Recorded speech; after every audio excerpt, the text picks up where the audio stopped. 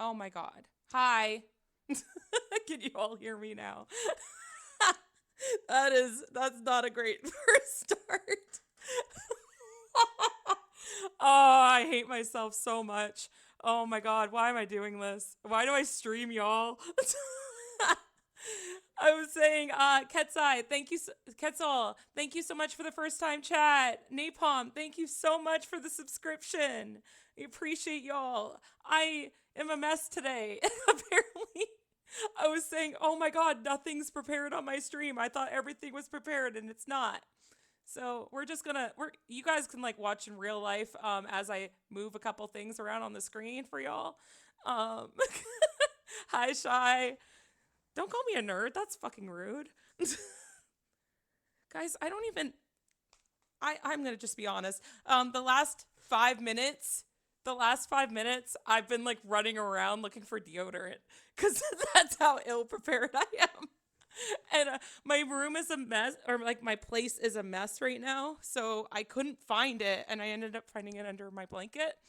Um, and yeah, couldn't find it, and then um, I'm not wearing a shirt right now. No, that's that's not to get more views at all. That's just I'm wearing a sports bra. Okay, it's warm in here. I don't know if like downstairs they're like cranking up the heat, so there you are. I will call you a nerd again, just so you mean it. Ayo. Home Alone scrambling music here. And yeah, my jewelry's still on the floor, so that's what's going on over there. Um This is a great start. I should have some music in the background too. Maybe I'll just turn that back. Oh, maybe I'll put this at the bottom and just have. Oh, wait, no, I have this. Okay. Forgive me, y'all. Oh my God, that's so loud. Let's turn you down. There you go. That should work. Salty Cutie, did you remember to share your socials on your... No, I did not remember that. Thank you. I did share that I was streaming, but like about like a couple hours ago. But I will share that right now as you guys can see that. Netguy, you don't have to be my mod. You're already Cove's mod. Let me see here.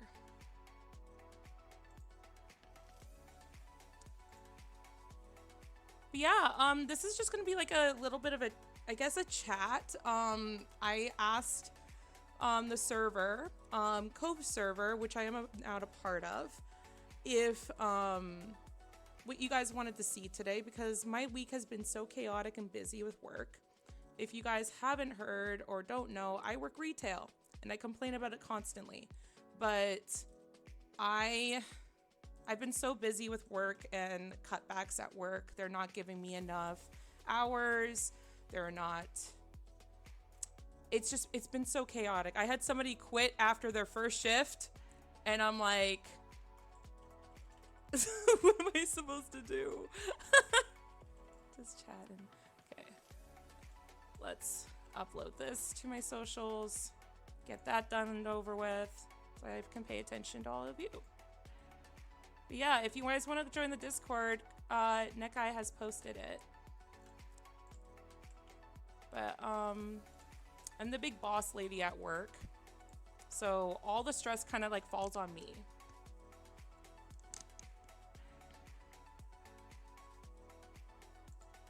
Yeah, I thought about that, but like then my face is gonna be so big on the screen if I put my...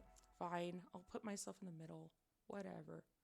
Look how big I am on your TV or laptop or whatever. I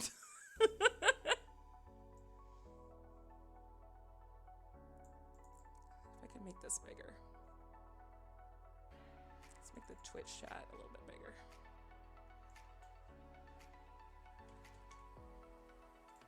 There you go. As I edit in real life. Jumbo Cutie, don't do that. That's not what I want. There you go.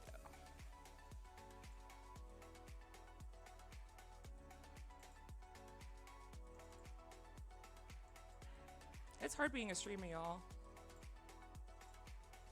There you go. Now I can see all y'all in the chat. Hi. Okay. The only thing about my PNG model, and I have to fix this, is that maybe I shouldn't point it out, but maybe I should. No, I'm not going to point it out because I don't want to point out my flaws. But I need to fix this PNG model. I need to update it. It's like old artwork.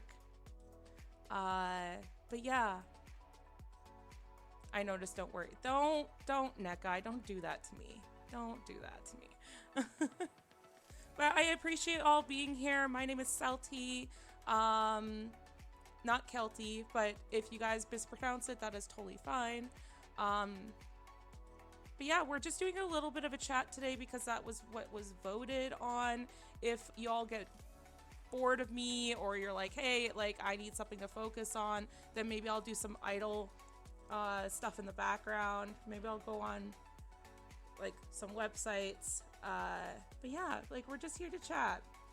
This can be like a bit of a Q&A if you guys want to get to know me a little bit more. If you guys want to get mad at me for certain things that you've heard me do at work or at my humble abode at home. Yeah, don't point it out. I know, I gotta fix it. Like, okay, just to be candid, this frustrates Cove so much, but because I work a full-time job besides this and besides all of my other stuff. That's why I don't get as much artwork done as I like, because I am constantly going to and from work. I am the manager at my work. So I use a small little dinky tablet to draw things. But also, because I have a small dinky little tablet, I use a program that is, I mean, I can buy it, but I don't want to. I'm just like very nitpicky about what I buy because like I was I was in debt for a little bit, and not something that I am proud of, but it was just the situation I was in my not previous home, but the home before that. And so I save money where I can, and I have a tablet where I use a program where I have to watch ads to access my brushes. So it's not the best program. It's really dinky. It's got the basics of everything. And Cove has said, and I've had other people say, like, the fact that I'm able to do the art that I have on this little tablet, because I usually draw at work on my lunch breaks as well as like to and from work. Because of that, I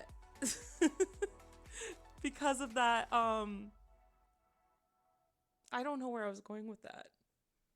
Anyway, it's just a little thing. I do have like a tablet I can use at home, but by the time I get home around the holidays right now, because Halloween and Christmas is very busy at my store, I get tired, so I try to do it during the daytime. Nick, I don't plug my throne. Don't do that. Y'all don't. I have said this on my I have said this on, on my Twitter as well as Blue Sky, and I've also put it in my About Me on Twitch. Please don't donate anything to me unless your financial situation is the best, because I have been there. I have been where it's not the best. Yeah, Baust. I always say your username wrong. Please forgive me. That's how I just read it in my head. But I have joined Gob Mode. We just never made the announcement. And I don't know how long I've been with Gob Mode now. I should have marked the date because it was like, it feels like such a big thing. I'll double check how much it is. But so Cove and I know each other in real life, and I've always been super supportive of her ideals and I've been supportive of her doing full-time art, and it's kind of funny that I got into art kind of by accident. Like I used to do sketching at school and everything like that because I have ADHD, but I kind of stopped art for a really long time because I have OCD as well, and that is diagnosed. ADHD is also diagnosed. I'm on medication for both, but I stopped art for a while, and then I was supposed to do we were doing homemade Secret Santa gifts for me and my coworkers, and I stole my mom's small little tablet and I made something, and I really liked the idea of it, because the reason I stopped art in the first place is because with my OCD, I would sketch and I would erase something, but I'd still see the old line work that I erased, and it would trigger me. So that's why I stopped. And then now, with the magic of technology, you can now delete stuff and it's gone forever. And I started drawing D&D characters for my my ex-girlfriend, but like we're still friends, it's all good. But I did that. I did a couple D&D characters of my own, and I had a lot of fun with that. And then Cove was like, you need to keep going with this, what the hell. So that's where I'm at. They told me to join as a Gobbo in the Gobbo community on Twitter, and that's what I did. And I got a lot of love and feedback from there. And now when they're like having their own company and everything, they asked me if I wanted to join, and I said I would love to support you. And it's so funny because Cove was just like, okay, we'll talk about it. And then a couple days later, I was like on their server, and I was like, why am I able to access like the VIP and platinum section? Like, what's going on here? And then I looked at the side where it says like your titles and everything on the Discord server, and I was like, oh, partner. Oh, they hired me without telling me. And I was like, okay. That's not. And I was like, Cove, you need to tell me these things. They did. They bamboozled me. Bamboozled. Aw, thank you so much. I have been working on art. I'm exhausted, y'all. I've been crashing as soon as I get home from work. I wish I could do what Cove does and just do art all the time, but I know that they work super hard on it. It's one of those jobs that a lot of people say, oh, it's just art. It's not just art. It's not. There's a lot of work and there's a lot of effort that go into it.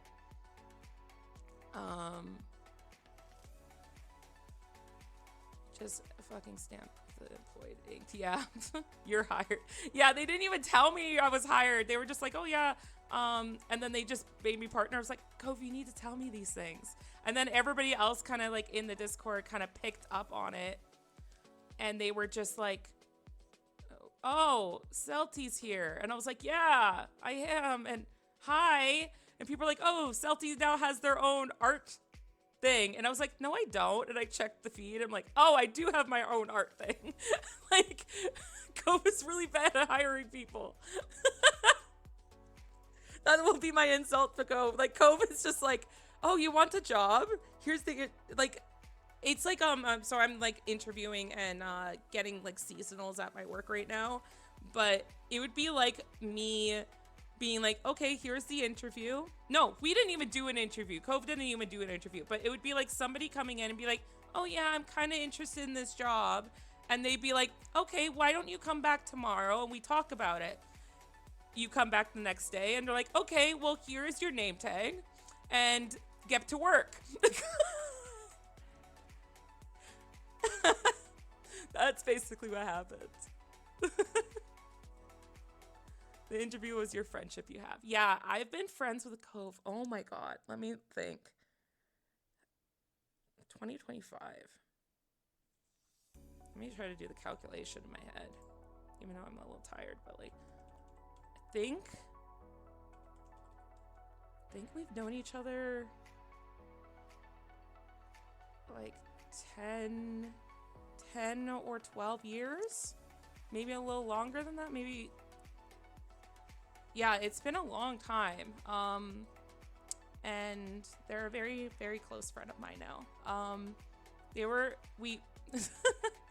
um, we met in a class at college, and it's funny because I was so anxious, and I kind of like didn't, I kind of swore off friends because I had such a bad high school experience.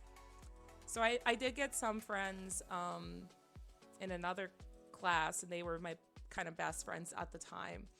But then I met this group of people, and Cove was part of that group, and I have been friends with them ever since.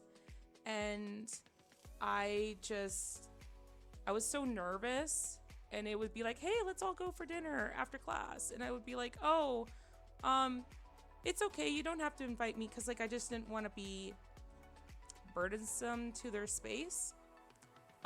Because I felt like they were inviting me because I was kind of like sitting in their area, and they kind of felt obligated to. And they're like, no, come with us, Celti. And I'm like, okay. And then I would just be very quiet for a while. Like I'd laugh and everything, like they were like the funniest people, but I was so nervous. And then they also taught me D&D. But I would definitely say that like I've been friends with them for a really long time, but we definitely got closer when we started our D&D group with a couple of the same people. And we've definitely kept in contact with a lot of people from that group. We go to my friends' parties and everything every once in a while. And but Cove has become like family to me, and I'm not saying that lightly. Like a sister to me, because I went through some really, really, I don't want to get too far into it because I'm not going to make this stream about traumatic stuff, but I went through a really, really hard time last year. Like stuff that made other people uncomfortable to talk about. And I was in a really bad situation, and Cove is one of the people who helped me out. And I will be honestly forever grateful to her, as well as my roommate, because they got me through it. I've been through counseling and everything. I'm still in counseling. I have an amazing therapist, but like I'll just say that when I was in high school and I went through some traumatic stuff then, that I basically had such an adverse reaction. I had some people, basically, I was the caregiver in the group, so I had a lot of people, when I was going through something, they didn't want to be, I actually had people get mad at me for having stuff go on in my life. I had like my best friend at the time in high school actually yell at me for crying because I was going through shit. It was really bad. So having Cove and having my roommate and having these people around me who were just like, they kind of stepped up to the plate when I was kind of drowning. I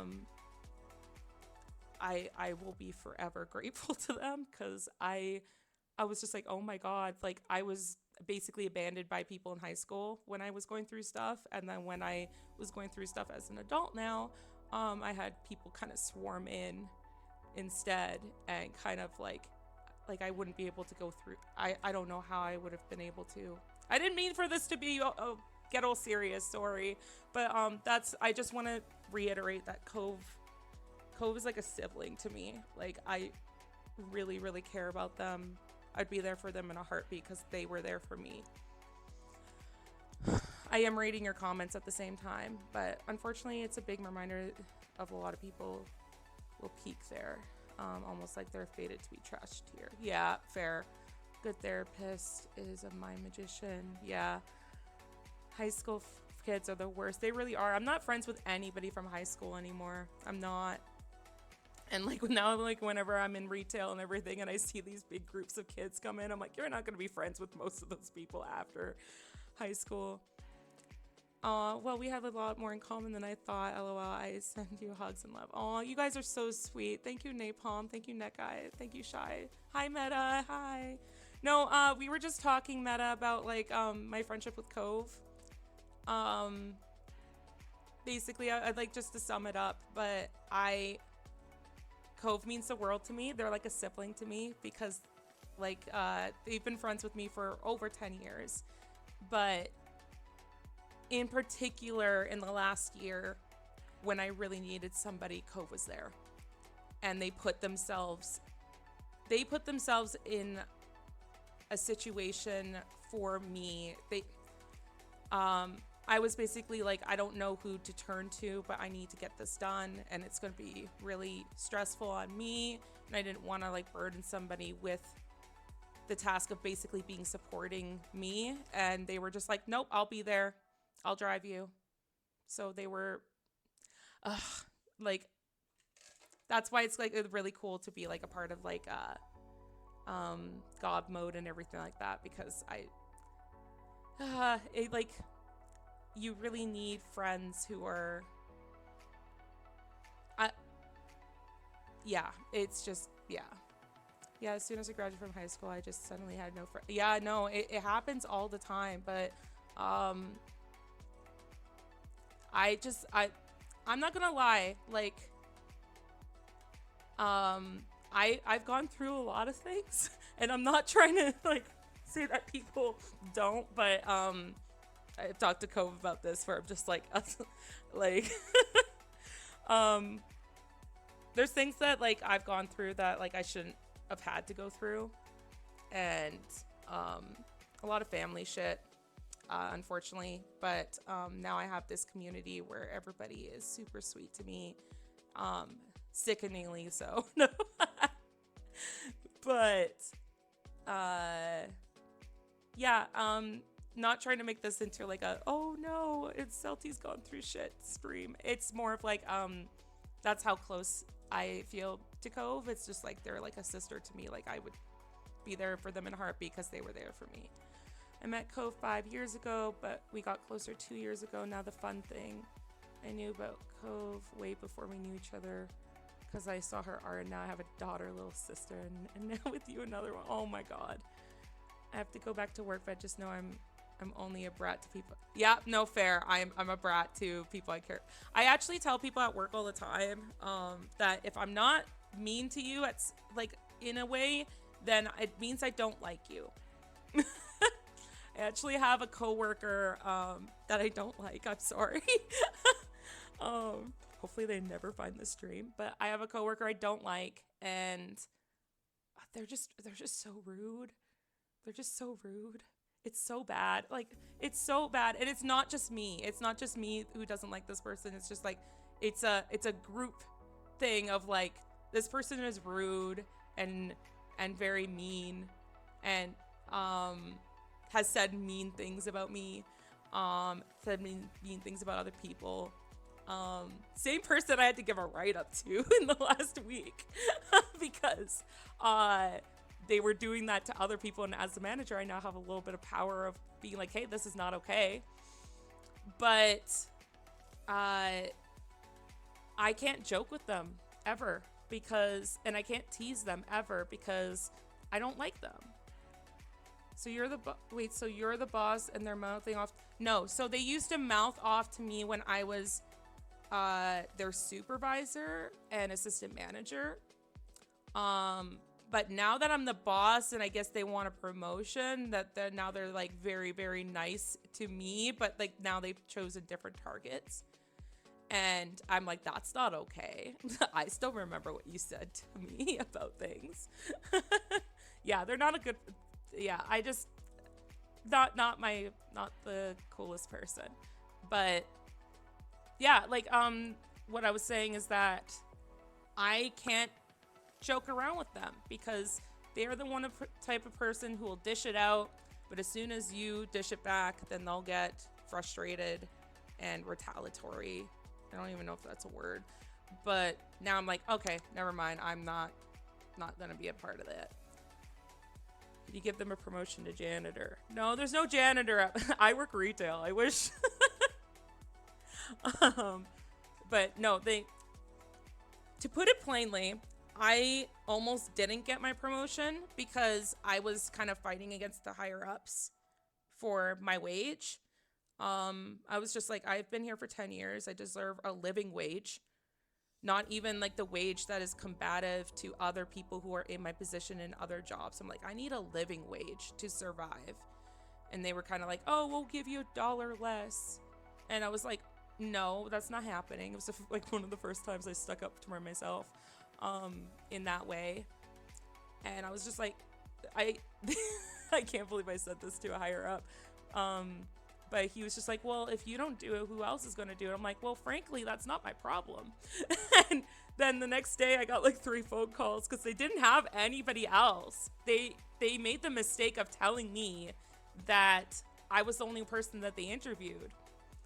And I was like, no, like, I'm not doing that.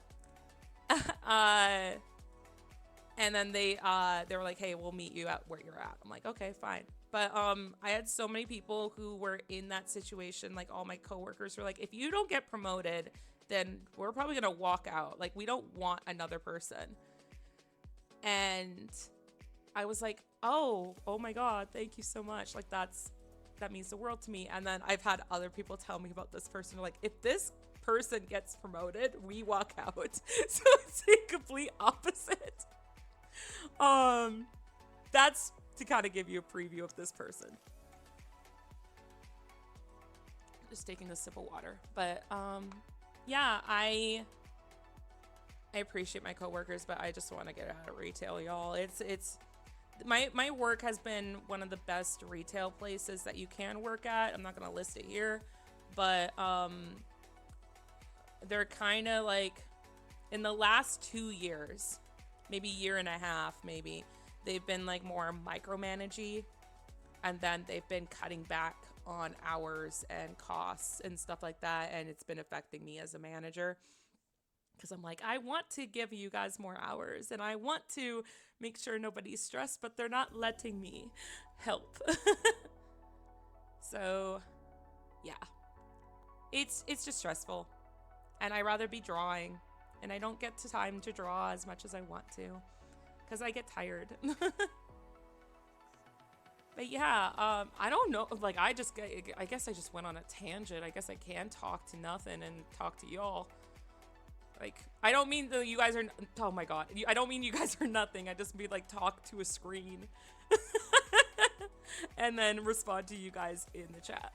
But if you guys have any questions for me, if you guys want to get to know me, let me know. If you guys have any like Q&As, I appreciate that because I don't know what else to talk about. I mean, like, I can look up questions, or we can just chat about anything. Like, what do you guys want to know? I know I guess I went on a tangent and told you guys about me and Cove.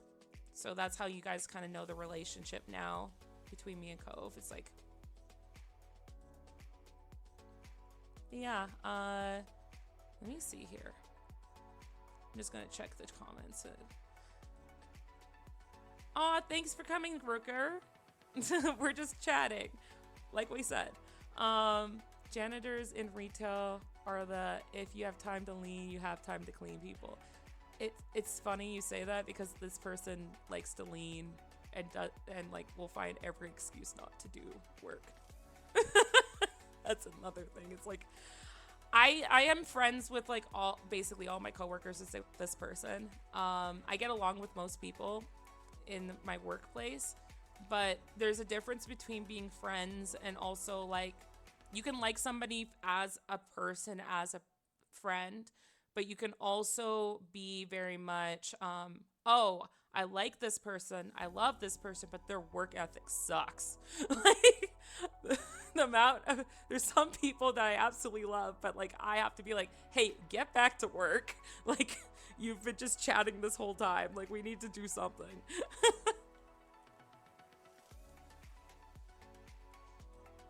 It's hard being manager. I don't know if there's any manager in the managers, or if you guys have had manager experience or supervisor experience even in the chat, but a lot of responsibility, um, especially when it's like around this time of year, right? We make about, I think they said that we make about 80% of our whole year sales around this time of year. There's a reason I'm unemployed. Oh, I'm sorry about that. That's the only, like, I wish I could quit, but the job market here sucks. It really does. What's my favorite thing to draw?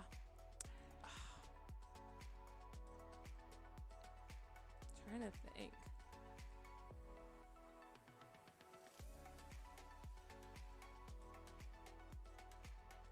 Trying to think. Oh my gosh. I think it's clothing. I have a lot of fun with clothing and like meshing things together. The amount of pictures I have on my phone, or on my computer or on my tablet of just outfits is ridiculous. I actually had somebody look over I was trying to find a picture of them on my phone, and they're doing work on the other side, so if you guys can hear that, my mic is pretty good at not picking up like background noise, but if you guys can hear that, I can move back from the wall. Nice thing with these headphones is that I can move around with them, so just let me know if that gets annoying. But we were looking for this picture, and they're like, you have a lot of outfits saved on here, like and then they asked me if I wanted to be a fashion designer, and I said no. I take pictures as references for outfits. Like this top that I drew, I had a fun time doing the texture of it. I like doing the shading. I like kind of designing the clothes. The problem with like liking clothes and liking textures, I started out that way, and now I have people like, oh, I really like the texture and like I love the clothing and stuff like that. I'm like, I can't even simplify it if I wanted to kind of go back on kind of like get more artwork out, because like clothing does take a while to kind of render and make sure that you are putting the right textures in, especially when you are doing like interesting textures like leather, or you're doing like a knitted pattern. All those kind of textures are just very they can be time consuming. But yeah, good question. I like those. Could easily try to find a job here, but I want to get out of my country. Fair. This has kind of been like kind of like exposed, I guess, on the server, but I am Canadian, if y'all didn't know. So there's problems with my country, as there are everywhere, but I do like it here. I've lived here my whole life. Canada, eh? Yeah, we don't say that. We don't say a boot either. I used to do those websites where you used to like RP back and forth. I used to love, like, I still love writing, but when they found out I was Canadian, they were just like, oh, do you live in an igloo? Do you have a pet moose? I'm like, no, I don't. Calm down. But I do, like, I've always lived in Canada, and like I think that we're generally viewed as nice people, especially like when I've traveled other places. They're like, oh, you're Canadian, nice, and then they treat you nicer because they're like, we're I didn't know this was a Canada thing. I just saw this recently, actually, that most people don't realize. So I ride transit. I don't drive. I should learn to drive, but I'm scared. I'm scared of driving. It's just a huge machine that I could possibly hurt somebody with, but I should learn, just for emergencies and all that, right?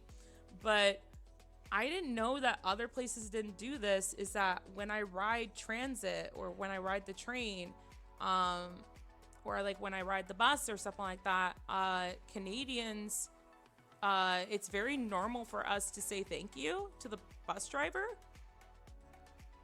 Like, obviously you can't do that with a train, but like, because we don't know where the conductor is. But I literally, every time I get off the bus, I say thank you, and then I leave. And that's not normal in other places. Hi, Mao. Welcome to the chat. Same, girl. I hate driving so much. Yeah, driving in my car just after a beer. No, do not do that. Do not do that. Do not drink and drive. Napalm. Trying to get everybody on the bad side of that. Don't do that. Canada's my dream place to live, and now I have more reasons. It's nice. Nice for the most part. There's other places that I'm like, oh, like I've heard that living in like places like Denmark and everything are like the happiest places on earth, or it's usually the Scandinavian countries, but LT, just people saying thank you is uncommon in America. It's gotten kind of annoying. Well, it's because like bus drivers, they do a lot of work, so we like, not everybody says thank you, but like a few people do. I don't know when I picked that up. I wasn't raised to do that. It just kind of became normal. Oh my god, what are they doing? I can't even tell if they're like drilling above me or on the other side of this wall. But hopefully y'all can't hear that. I thank my DoorDash drivers so they don't deliver me a Falcon Punch in the box next time.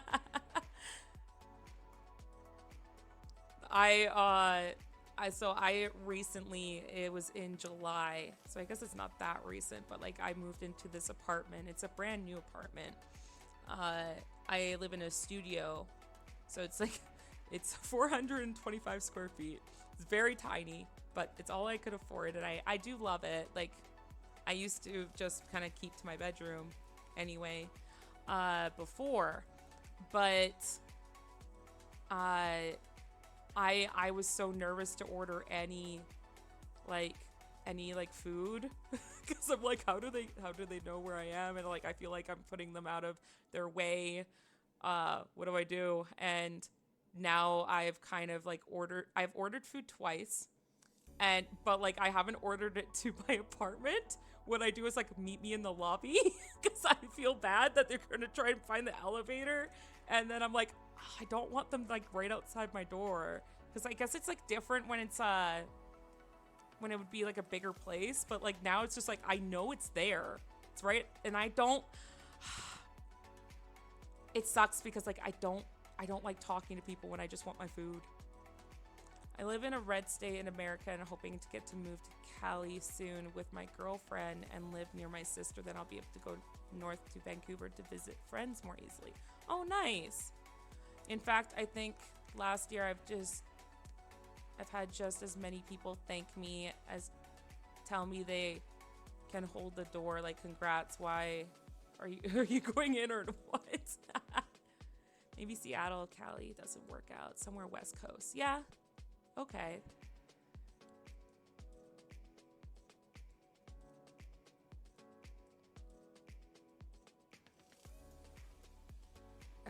I'm trying to think if I've been to California. I know I've been to Seattle once.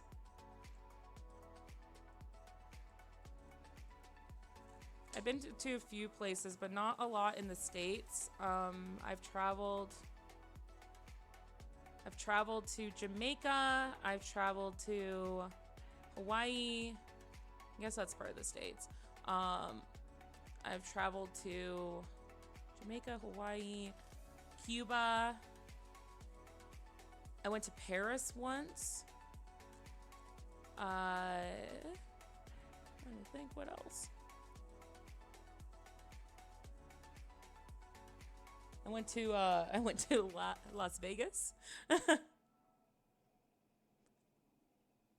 Yeah, not too many places, but I wish I could like travel a little bit more. By the way, you're so stop it. Every story just proves that. I'm not trying to be cute. I'm not.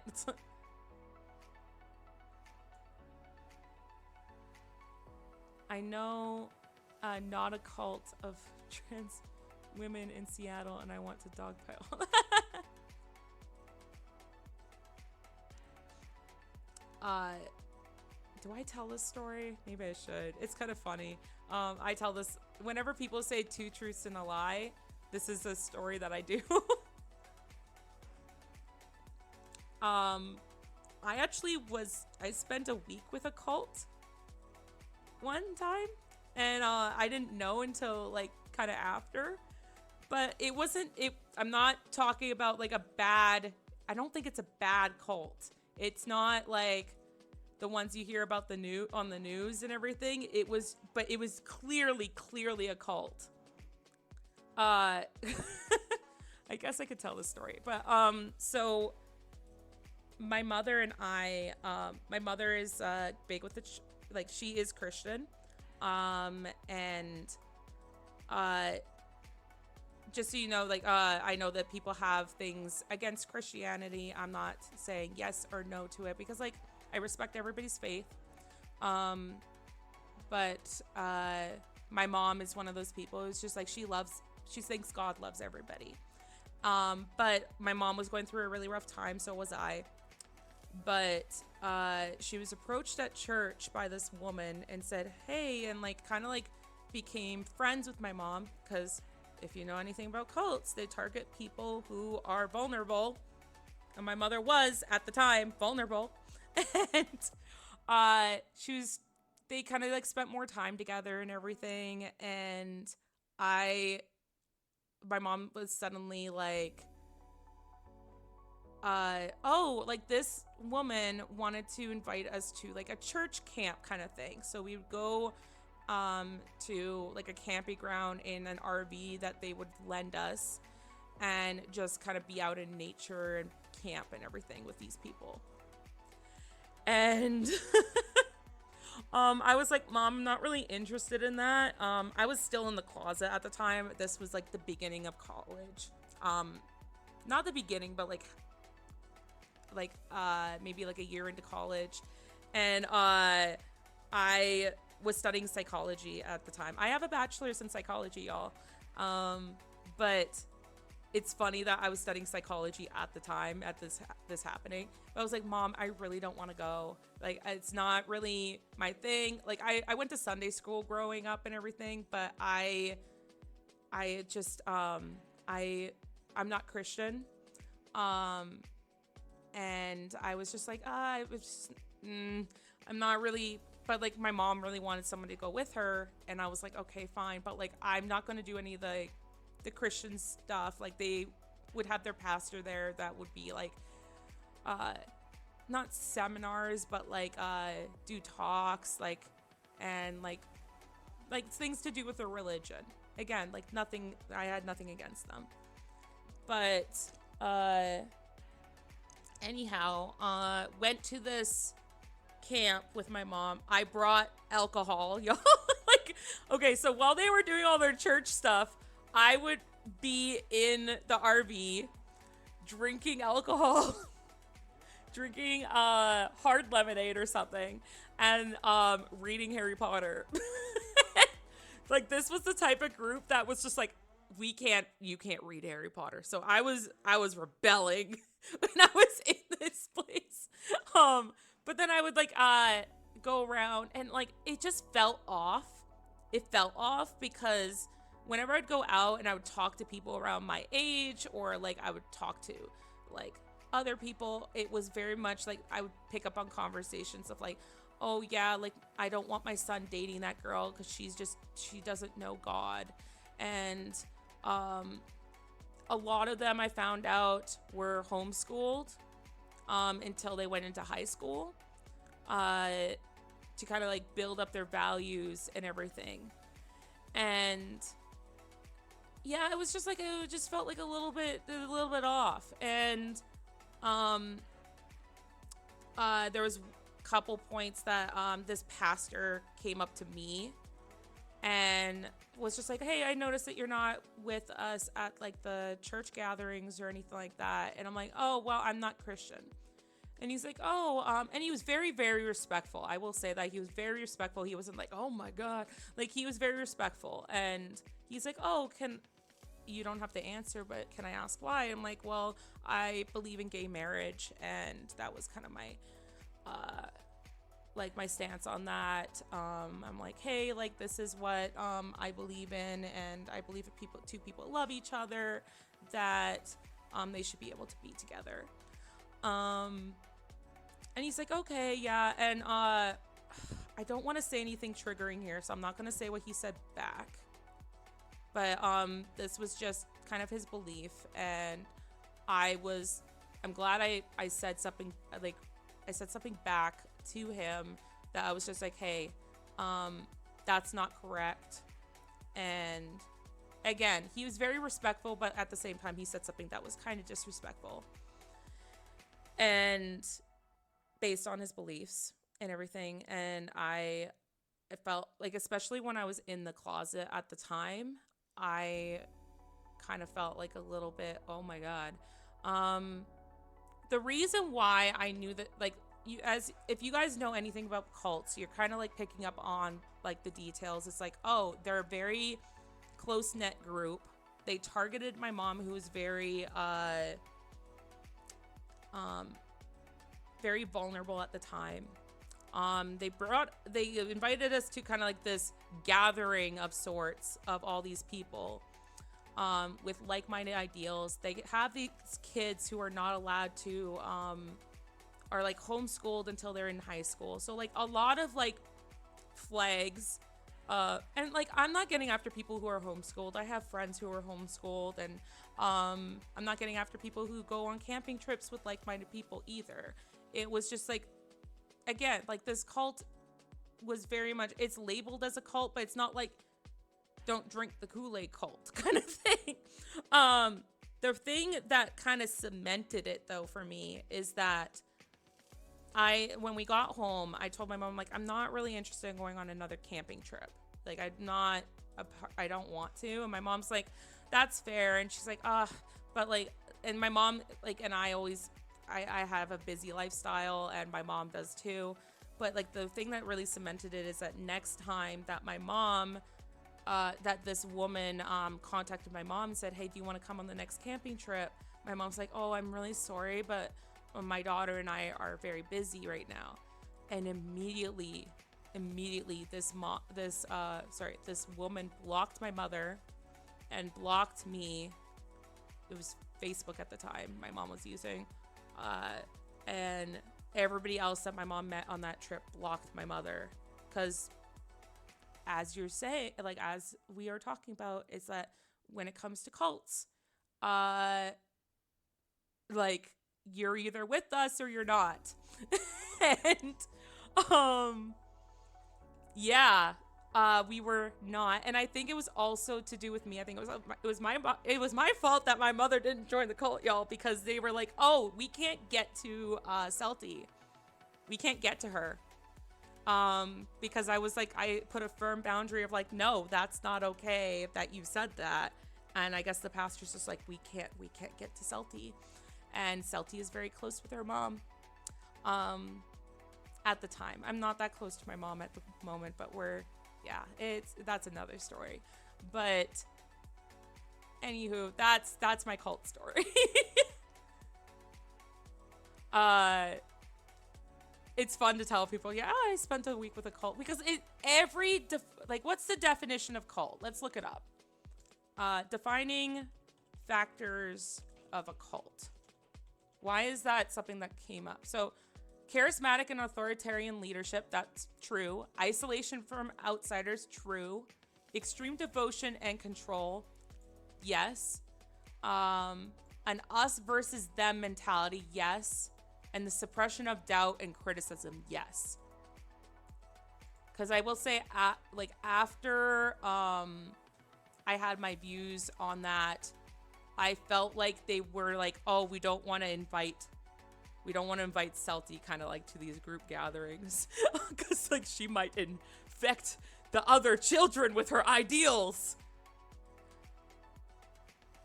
Yeah, at the least you can take one thing from it. This is a stupid cult, because if they were all smart, they would know they need to play the long game. Yeah. Well, weird. Almost like cults will mask their intentions through mundane and dull activities. Haha. Yup. My mama warned me about women like you. I was hoping she was right. Stay away from her. She'll curse you. Yeah. So my ghost friends are not a cult then. Instead, the moment they faced opposition, they ran away. Yeah, but like I think that they were just like, oh, this is something we can't pursue. But it's kind of a fun little story. It's a fun tidbit to tell people, like, hey, yeah, no, like if we do two truths and a lie, I always include that. I was like, I spent a week with a cult, and people are like, no, you didn't. I'm like, yes, I did. Stand by my belief. There's a difference between cult and religion is government recognition. Yeah, that could be it too. Like, in all, like I said, I was studying psychology at the time, and that's kind of what the red flag was. Is like, oh, I think we studied cults, like cult and group mentality later than that.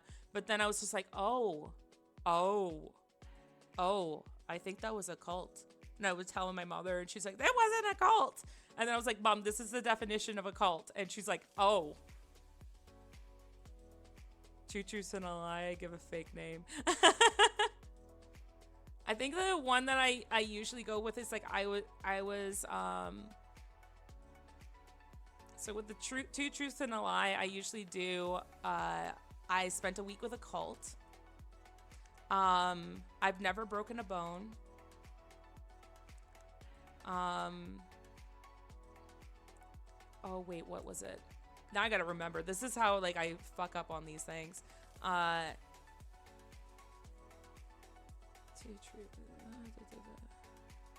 Yeah, I've never broken a bone, and something else. I'll add something else, but like something else like I had recently, because I had to play this game recently at a meeting, is that I was just like I have to have Nutella as part of my every breakfast. It's like a staple of my breakfast. And the two truths is like, yeah, I spent a week with a cult. And yes, I have never broken a bone. And the thing is like that one throws people off because I am very clumsy. And I have sprained things. I have like a work safe injury right now with my knee. And I have gotten a concussion, but I have never broken a bone. Like, knock on wood. But the thing that's a lie is the Nutella, because I've actually never, ever tried Nutella. I've never had it before. I know people love it, but I've never had it, and it kind of throws me off. I don't know what it is. It's just like, it sounds like it's too sweet. A spiritual cult versus a predatory cult. Like, you could say the Church of Satan is a cult since it's not actually a government recognized religion, but they are predatory. Yeah, I've heard things about that too.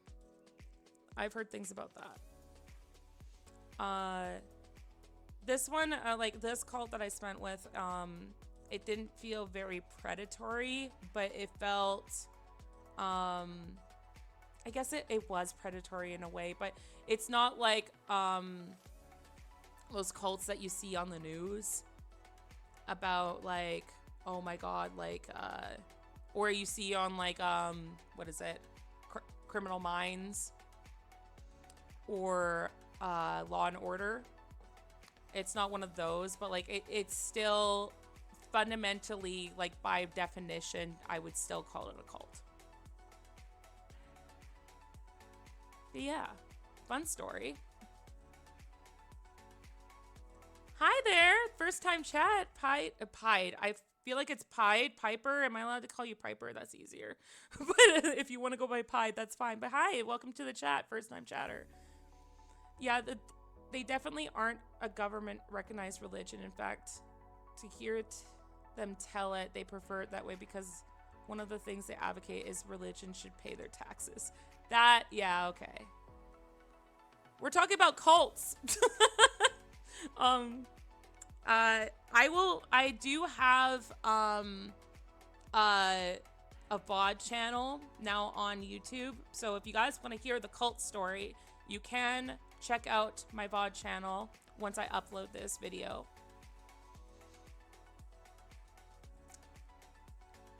But I'm not going to repeat it. Yeah, I know. I recognize you. We comment occasionally on X. Nice to see you. The Celty Cute cult. You like Celty? Follow her. Thanks for plugging me, that guy. I'm gonna have to do some art or something like that for you. Or like we should give you like a percentage of something when you like mod for us. Because you're very sweet to do stuff like that. No, don't. I do worry. You know that. I'm the overthinker, remember?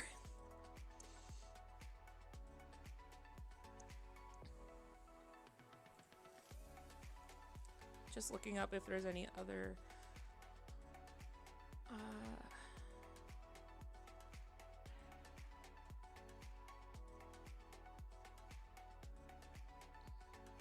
trying to look, like, I have a list of...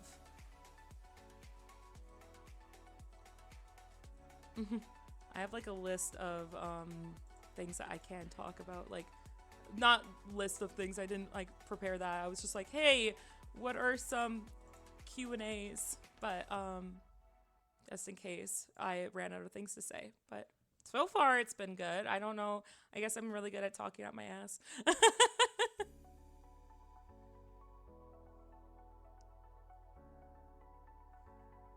But if you guys like me also, go support Neckeye. Somebody plug Neckeye's socials. Neckeye, plug your own socials now. I just listed you.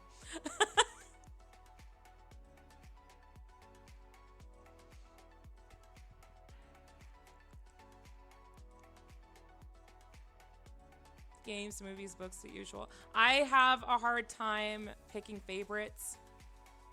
No, Neckeye does not stream yet, but we want her to. You're losing me every couple minutes. Why?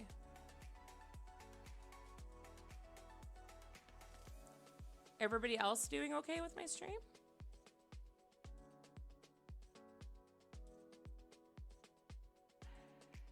I'm hoping it's okay. Everything else seems like it seems like it's okay, good. Maybe restart or like reconnect. But I have a really hard time picking favorites for games, movies, and books. I have a hard time picking favorites in general. It took me forever to pick my favorite color because I felt bad for the other colors. But also it's just like once you pick a favorite, it's like, oh, that's your favorite. Also like it changes, right? Like I'm like, oh, I really like this color, and I really like my favorite color is orange. And people are like, oh, that's very weird. But like think of orange like the warmth, like when you see like a really bright orange, like the fruit, or a sunset.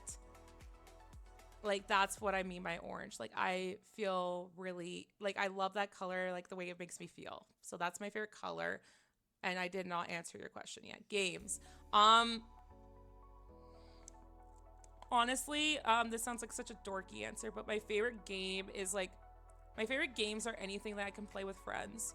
I just like, that's why I really love the collabs that I do. I want to do way more collabs, and I want to meet more streamers and everything because I have such a fun time with them. Like I've done collabs with Onyx and Cove, obviously. I've played video games like with them outside of streaming as well. I've done a stream with Ray, and Tina. Oh my god, Tia. And I want to be friends with them because they sound so cool. But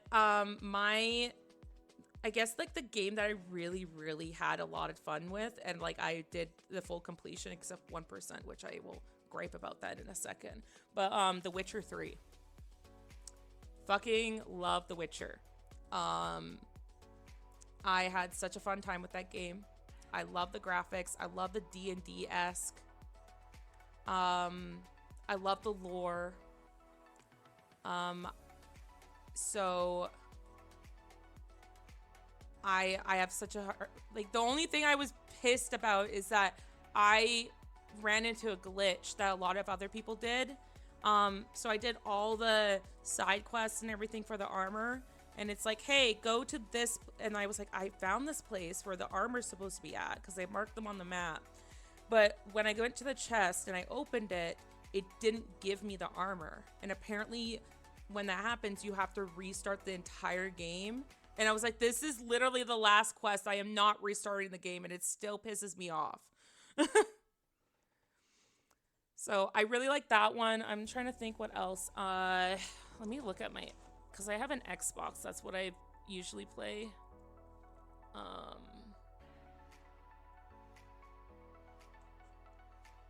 Yeah, I think Witcher was like one of my favorites though. When it comes to movies, oh my god.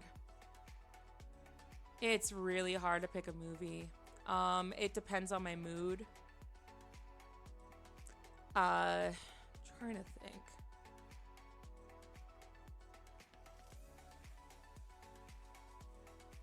Oh my god, I can't think of movies right now. It's Celti. I pronounce it Celti. I know that people can call me Kelty too, I guess. But I pronounce it Celti because it's... I actually have my character... Not my character. My name. It's my name. It's my name now. It's based off of a character.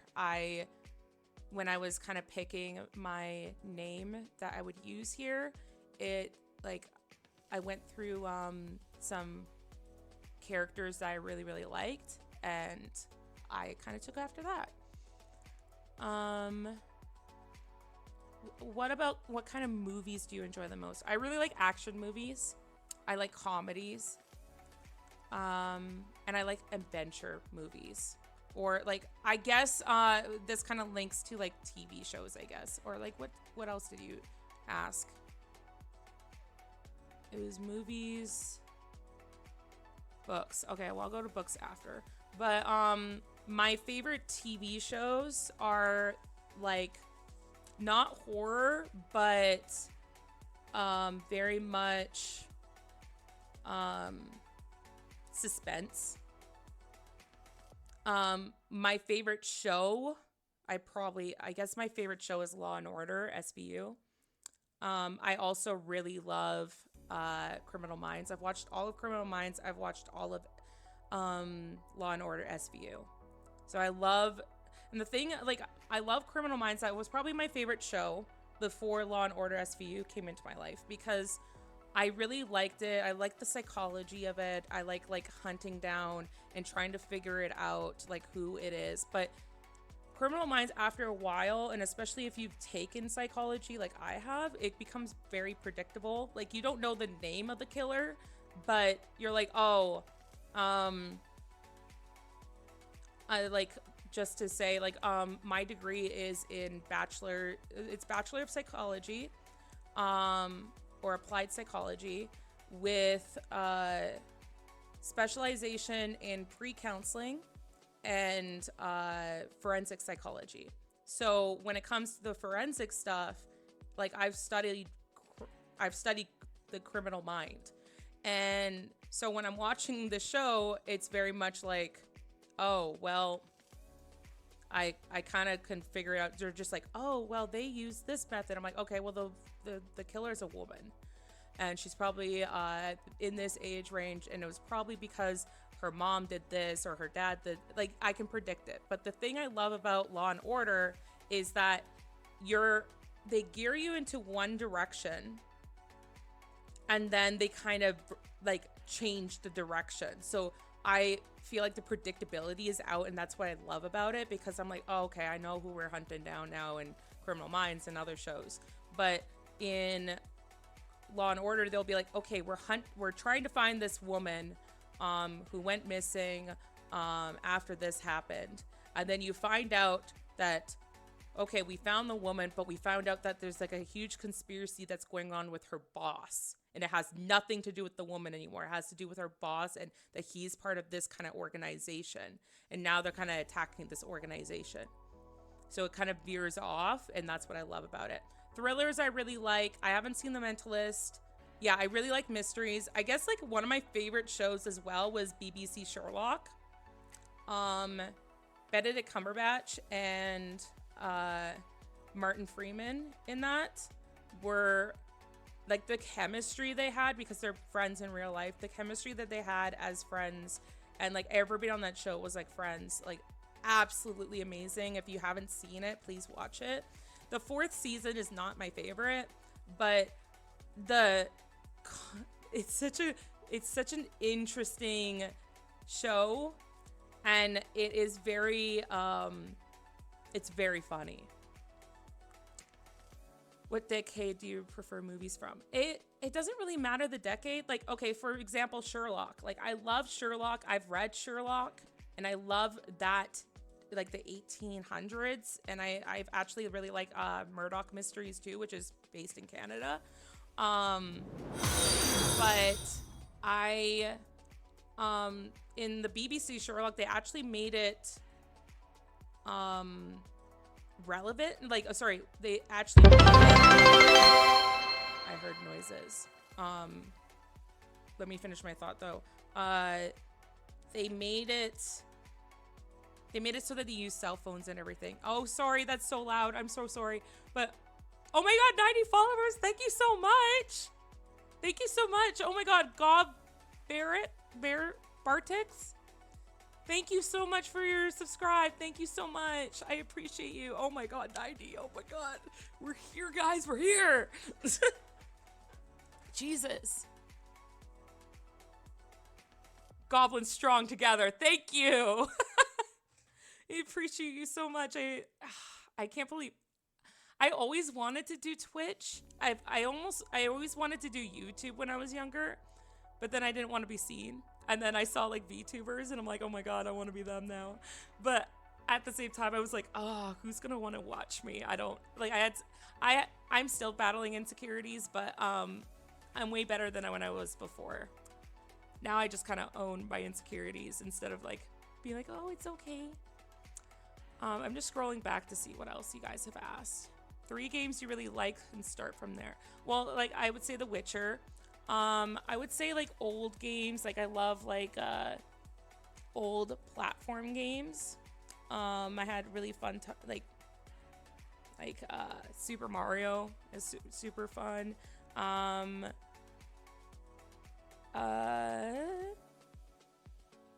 have Skyrim here. Skyrim I really like as well, but like there's so many choices that I kind of get like scared. Oh, I will say Baldur's Gate is a favorite now, but I haven't had the time, so I've literally like I haven't played enough of it. I really need to play it, and maybe I need to put that as part of my stream schedule just so I can finish it, because I haven't finished it, and like I just get so caught up doing other things. For the King has been really fun too. I really like that game. I know that that's one of Cope's favorite games. Let me just see. Favorite books.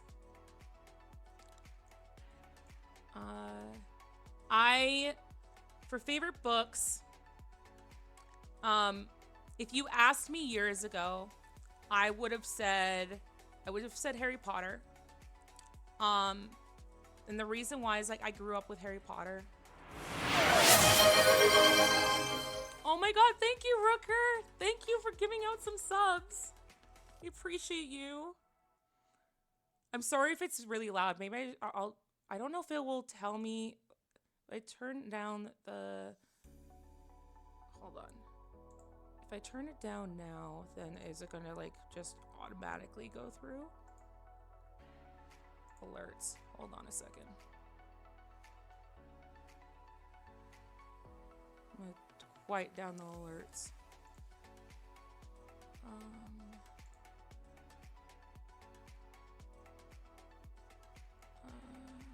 going to do select all, general settings.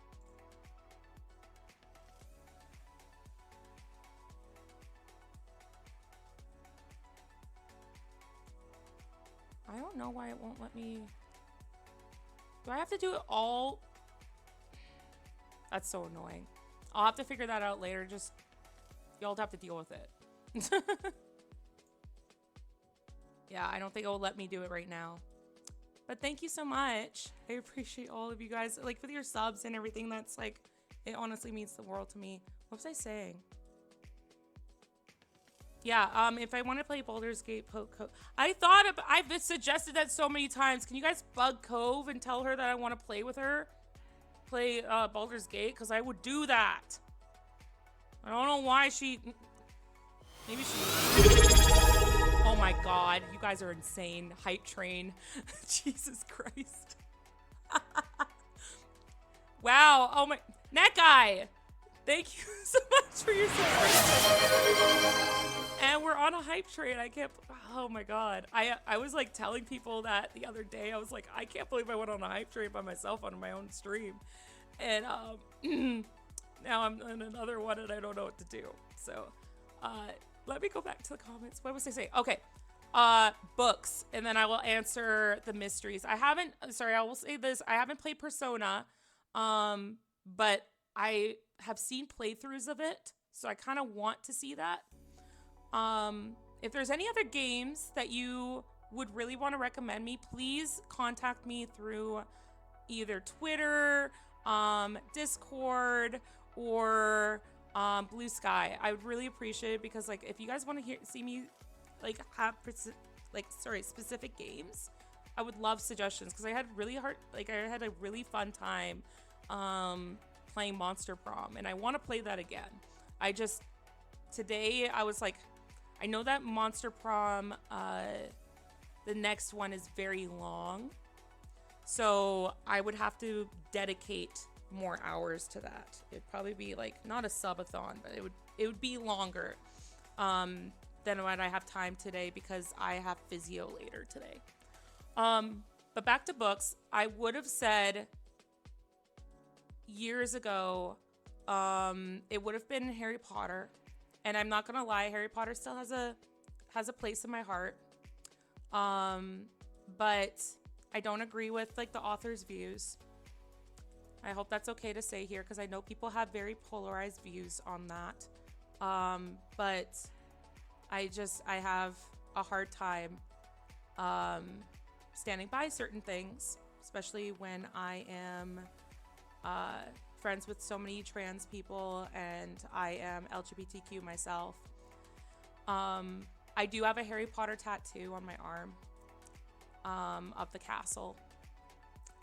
And I got it before all this kind of came out about her views, but I didn't really, I was like such a nerd, but I didn't have an outlet before. And so Harry Potter was very much like my outlet. I still have my books because I bought them before all that. I'm not going to purchase anything else after. But I really connected with it. Like, it was like the first, like, I really loved reading, but it was the first book that I just got so hooked on. And I have such good memories of like my mom, like whenever a new book came out, she would mark it down on her calendar and she would go to the store in the morning at 8 a.m. and make sure she got the next book. And then I would sit on the couch and I would read that book until I was done, and I wouldn't have to do any chores. I wouldn't have to do anything besides reading. And that's a good memory I had with my mom. So like, it still has a part in my heart that it got me into reading, it got me into writing, it got me connecting. Like, one of my best friends, like we connected over it. So like, if you're able to separate the art from the artist, like, I do appreciate what Harry Potter has given me. That doesn't mean that I will buy more Harry Potter merch and everything like that. I still used to look up to I used to look up to J.K. Rowling, so like I literally like teared up when all the stuff came out, and I talked to my mom about it, and she didn't understand. She's like, well, she's allowed to have her own views. I'm like, no, but like you don't understand. But I used to look up to her. Like, she was one of the dream people I wanted to meet. Like, she has given so much to other charities. She was a single mom, which my mom is a single mom, and grew up in adversity, which was like my mom, and kind of made something out of herself. She was rejected by 7 different companies for this book, and then she kind of made it. So like I really did look up to her, and it's hard when your hero kind of crashes down like that. But I would refer you all to what Daniel Radcliffe posted on the Trevor Project soon after that. But he made like a really beautiful post about it, and just said, I hope that you guys are able to still emotions and everything like that. I hope Harry Potter can still have something in your heart. Oh, thank you so much, Mao. Thank you. Bits for cuteness. As an MBA and father of a trans son, I completely understand walking away from Harry Potter. It can be hard to walk away from your favorites, and it takes a lot of heart and courage to do. See, that's so wholesome. It's just about the writer and the books. Oh my god! Jesus, thank you so much for the 1,000 bits. Oh, you guys are gonna make me cry. Jesus Christ.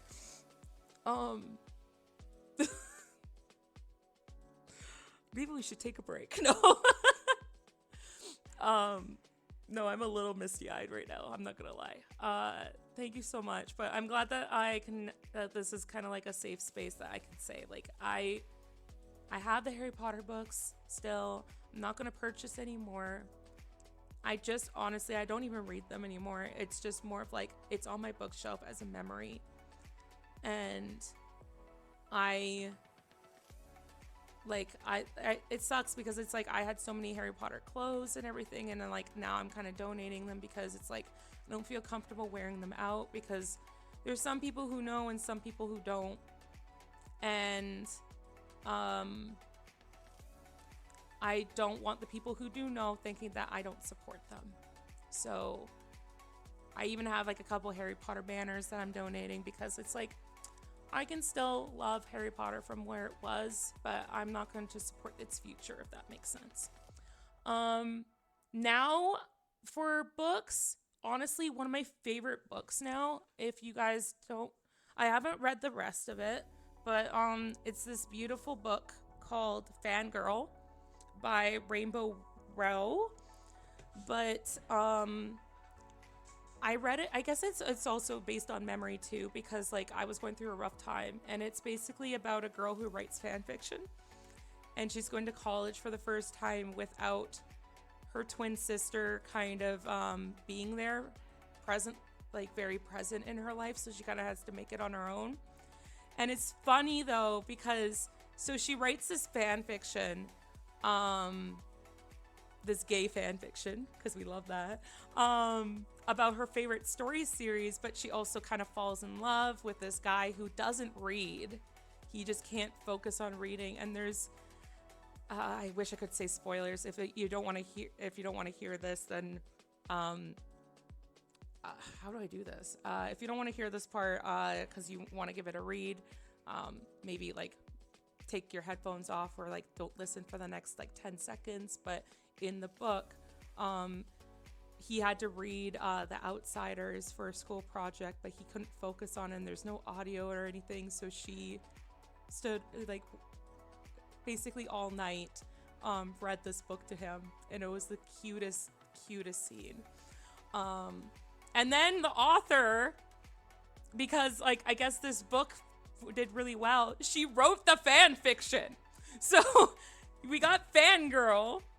And then if you want to read the fan fiction that her character wrote, it's called Carry On. And then like she wrote a second book called Wayward Son. And I haven't read those books, but I have them because I kind of want to get the audio clips of it, but I just haven't had time, y'all. But if you guys want like a really cute book, um, Fangirl by, I'll write it down. Fangirl. It's a very simple book, but it's very, I really loved it. And it helped me get through some situations because I I was very dependent on some people in my life that were not good for me, and I had to kind of make it on my own. If you guys also want a different book, I really like like the old Sherlock stuff, but where is it? Where's my books? I really like The Alchemist, but I know there's different books called The Alchemist, but this one is specifically called The Alchemist: Secrets of the Immortal Nicholas Flamel, and it's by Michael Scott. I know that's gonna make people laugh by the name Michael Scott, but it is a book that is very much like every character except for the twins in the book is based on like you can look them up. They have like Nicholas Flamel in here. They've got like certain gods and goddesses. They've got John Dee, who was like a spy for the Queen. Like these are real people, and they're able to I'm just like flipping through it right now, but there's like real locations in it too. But like I was just like, who's this? Like one of my favorite characters in there is Scat Hatch, I believe her name is called. And let me just look up what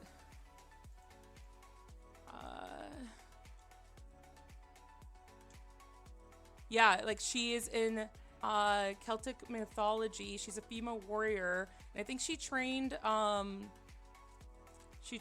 Hercules or something like that at some point.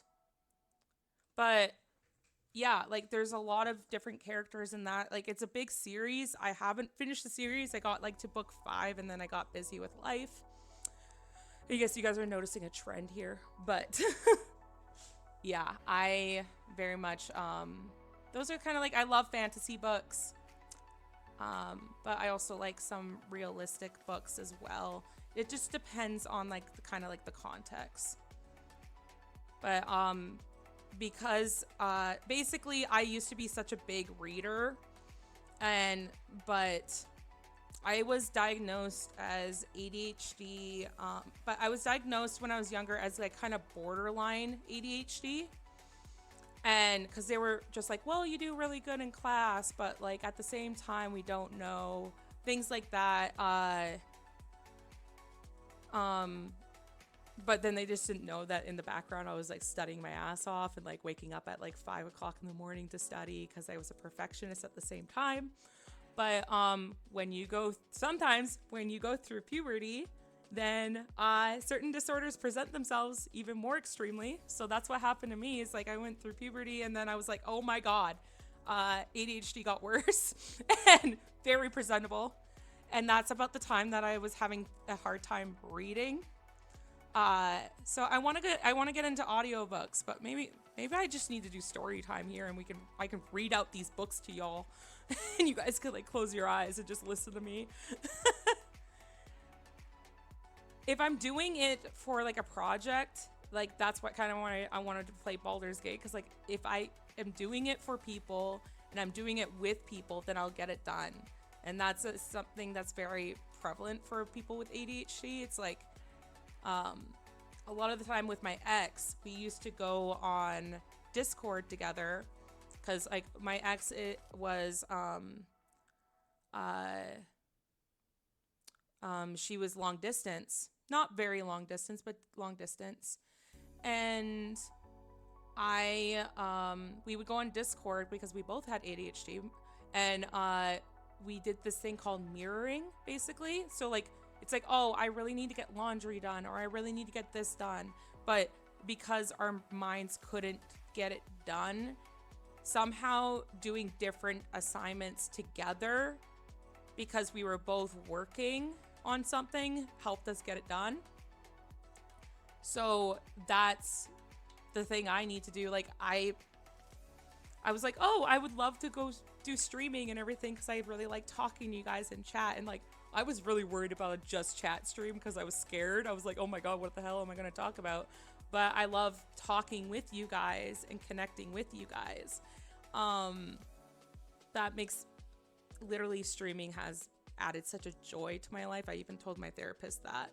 But it also, it's just like, oh, there's so many games I wanted to get into, and there's so many things that I want to do, but maybe if I'm like mirroring with y'all and like I'm doing it with you guys, like, oh, I'm going to play Baldur's Gate with you guys, or I'm going to do this with you guys. It's like, now I can like kind of like get things done that I wanted to do as well. Isn't that how everything works, Celty? Puberty awakens something and everything. Yeah, that's usually how it works. I think my second puberty is what I started unlocking everything. Yeah, I knew about ADHD. Obviously, like, I learned about in college, I learned about before, but it's been very much the last 3 years or so that I've really learned so much about ADHD. And like, I will tell you guys, if you guys are suffering with ADHD or OCD or those kind of disorders that kind of have a hard time managing things, the best advice I've ever gotten was, do not work against your disorder, work with it. And what I mean by that is that with ADHD, that's very much like, it's very hard to work against it, because you'll be like, oh, for example, somebody tells you to do a list of things, and you were just like, oh my God, like, I have to do this, this, and this. Well, I'll remember to do that. And that's the key. It's like, you won't, because you know you won't. The ADHD will not make you remember. You will have a hard time remembering, and you know it's not going to happen. You know you're going to try and reflect later and try to remember, and it's just not going to work. The way you work with ADHD is like, hey, I know I'm not going to remember this, so I'm going to write it down. And it sucks, because it's like, I don't want to write down everything. I've had coworkers complain to me like, oh my God, you're making another list. But like, I cannot get things done unless I write it down. I cannot get to it unless I write it down. I cannot remember what to do unless I take a picture of it. I have to work with my ADHD in order to accomplish things. And that's just what I have to do. And I even had my old boss kind of tell my coworker, who was just like, oh my God, you're making another list. And he's like, leave her alone. She knows what she's doing. Because he knew that this is how I work. This is how I have to process things and get things done. I can't just rely on my memory like most people. You're really fun to chat with. And oh, thank you so much, Mal. I appreciate you. Napalm, I gotta hop out. Have a great rest of the stream and be well. Thank you so much, Napalm. You have a wonderful rest of the day, okay? You have a really nice... Oh my God, thank you. And I've mentioned this before on streams, but I was told when I was growing up that was really annoying. I was told my voice was annoying, mainly by my sisters, who I will be frank, I don't have a relationship with my sisters. I have 2 older sisters, and I haven't talked to them since I was 17. I won't get into why, but just know that I don't cancel people out of my life, or I don't put up boundaries out of my life without a very, very good reason.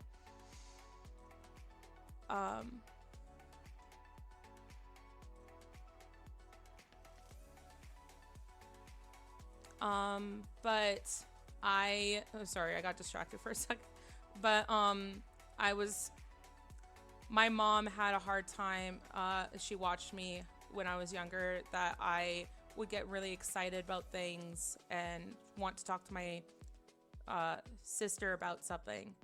And my sister would shut down and just like roll her eyes and tell me that I was being too loud or I was being annoying. So I learned very, very, very young to be a people pleaser, and I kind of like reverted to, she taught me, and I learned this, is that, if I want to have a relationship with my older sister, I'm going to talk about the things that she wants to talk about. And and made me very insecure about my voice. It made me very insecure about being loud and laughing and stuff like that because I was just annoying. I was just an annoying little sister, right? That's not the reason why I stopped talking to her. That was a little bit of an extreme case, but it's more of like I was very insecure and like I hated my own voice and stuff like that. So it's very I told my counselor it's almost like streaming is almost like therapeutic in a way. Like, not that I'm like, oh my god, I have to like seek validation from others, but like the fact that you guys like listening to me, and also just like my voice is not annoying to y'all, and you like the fact like I was gonna post this but I got insecure and I didn't. I was gonna post this when I was just like, hey guys, what do you want me to do? And people are like, hey, we just want you to chat. And I was like, oh my god, you just want to hear me chat? And I was gonna send like a gif and be like, guys, I don't know what to do with that information. You just want to hear me chat? Like, why the fuck do you want to hear me chat for? Like, don't you want to see something else? Salty, I'm gonna break the first rule of streaming to make you realize how good you're doing. Look at the view. Oh my god, hi! 13 people. Thank you so much for being here, guys. Oh. Oh, thank you. I was just gonna hydrate, but now that you told me to, I have to.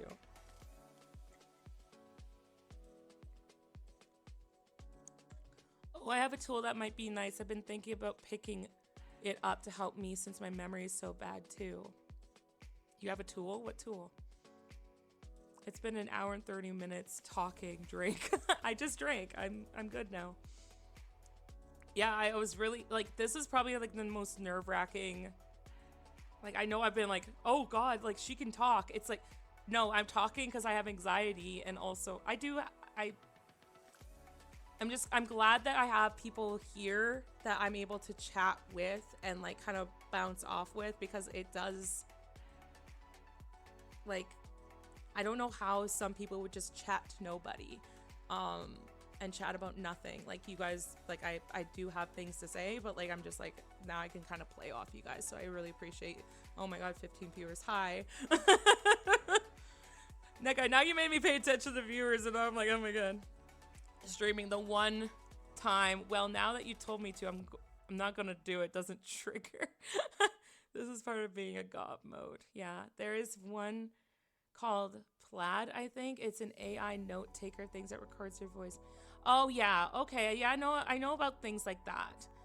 And I will say my opinion on AI. I do not agree with AI art. 100% do not agree with AI art. I get it. I don't, obviously, as a person who does art, I don't agree with AI art. I do, however, like that AI can help with fundamentals for things. When it comes to things like helping people with ADHD compile notes, helping organize things. I used ChatGPT a lot before, when it came to creating a budget, because I was in really bad debt. Things like that, that's what AI should be used for. It shouldn't be used to take away art from artists.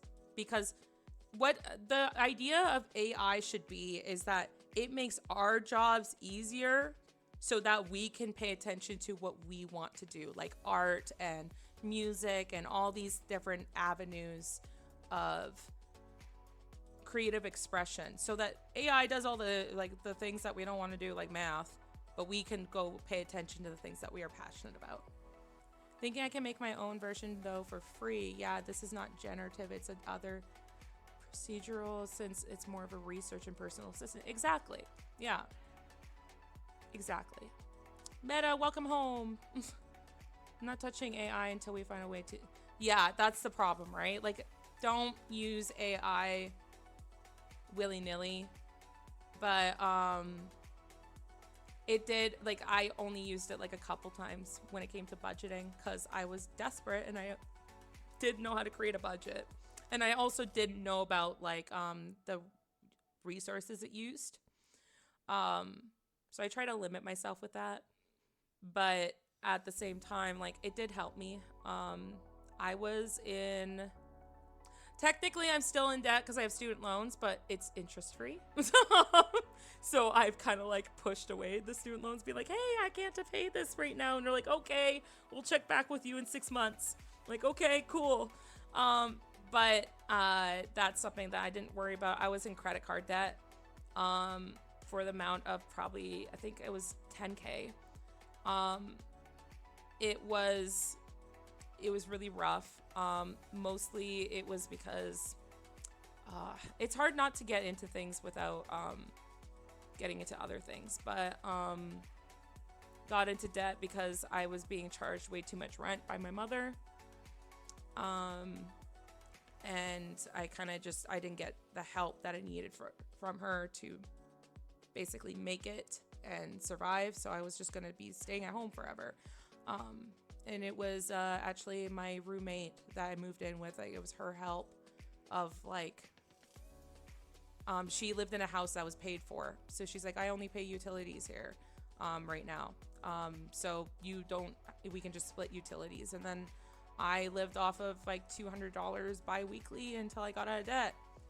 And then I got her a giant gift basket and I cried and I gave her a hug and I told her, thank you so much for helping me get out of debt. I got out of debt within 9 months, which was insane. But that's like how hard I worked for it. I always wanted to get out of debt and I didn't have the means, and she gave me the means to help me succeed. Like, I paid for my own groceries and then I paid utilities and I was able to finally get out of a hole.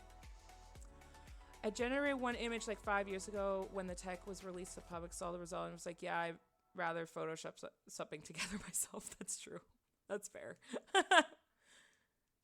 That's something too. It's like when it comes to art, it's like I could look up some things, but then I'm like, oh, I could just kind of draw it myself. It's just at the time, right? Like, I do not draw as fast as Cove does. I wish I could. She's a brilliant artist. And that's why she's so successful. But I'm not like, I have art that I have to post for Halloween and it's probably gonna be late. I'm sorry. But like I said, I'm like worrying, like I'm like so busy with work that it is hard to get to sometimes. No, Cove is really silly if they think they draw slow. I draw slow, and I would probably never draw on a stream because you guys would get dizzy, because Cove draws like she just draws like on the screen as it is. I'm flipping the screen around. I'm turning it this way. I'm turning it that way. I'm redoing a line like 15 times because it's not the way I want it. And like, I can't just pull something out like that. And like, even when I'm doing, even when I'm doing proportions and everything, I'm like, oh, this proportion works, but not for me. So I gotta change this. No, I'm not gonna. Like, you guys would get dizzy seeing like, and then also I zoom in very, very close to certain parts, whereas Cove is able, like, she does that, but like she also zooms back out, but I would forget. Also, Celty, you can ask me if you need help. I help Cove with red lines a lot. Yeah, like I've learned how to draw proportions and everything. I have like a really good book that has taught me how to draw more for proportions. It's more of like, I don't use realistic proportions for drawing myself or drawing other characters unless they're like more humanoid. With doing goblins and everything, it's like I do like a slightly bigger head. I do like a shorter body. Like, it's not the right proportions. Like, it's like it's kind of like what Cove said when it comes to anime too. It's like eyes are supposed to be straight and like with the face, but when it comes to anime eyes, they're kind of like slightly tilted towards the center, kind of like what mine are right now. If you see that there's a little bit of a tilt. Again, this is old art, but yeah, I do like a little bit of exaggerated proportions, because like I'll draw myself in the right proportions, I'm like, that doesn't look right. I don't like the way that looks. And also, like, my proportions are a little bit different. Like, I draw myself with, like, because we like the thick thighs. So I draw myself with that. And there's like a lot of pictures online when you look at drawing like the right proportions, they don't have the thick thighs, and we like the thick thighs, or at least I do. Because like I have thick thighs in real life and I'm proud of them. But yeah, it's like okay, my way of teaching is draw with your heart. Don't think about following rules. Draw what feels right. Exactly. Thick thighs save lives. Exactly. Thick thighs are great. Yeah.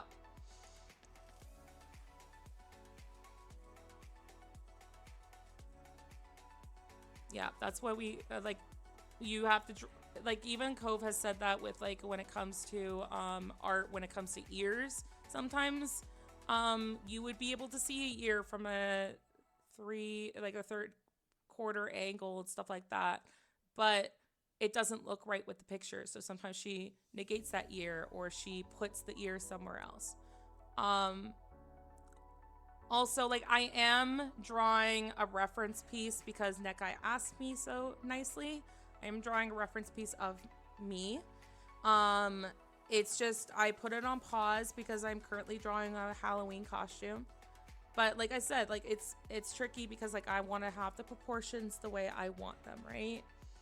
And I also am kind of trying to update my character design. I'm trying to update my design, I should say. It's weird because it's like it's a character, but it's also me in a way. I want to draw my hair in a different way, and I want to draw, I like the way my eyes look, but like the shape I want to update a little bit. I still like the way I draw clothes and everything, but hair is the main thing. It's like I want to, like, this is an old hairstyle and I keep updating my hairstyle different ways, but I want to draw hair in a way that is easier for me to draw, but also still has a little bit more flow to it. So I'm relearning hair. Like, I took a little bit of a wee break from art because I was learning art, and I kind of reversed it. I'm like, oh my god, I can't draw anymore. But it's because my that's what Cove said. It's like my eyesight was updating, and I couldn't draw the way I wanted it to look. So kind of went back to the drawing board, and I literally and I was like, okay, I want to draw eyes differently. So if you guys have seen my old artwork, if you haven't, don't look back. But my eyes are different now than they were before, and I like the way I draw with them with the different colors. My hairstyle has completely changed. My spots that I love are still here, but there's no black outline around them. Still like doing the textured clothes and everything.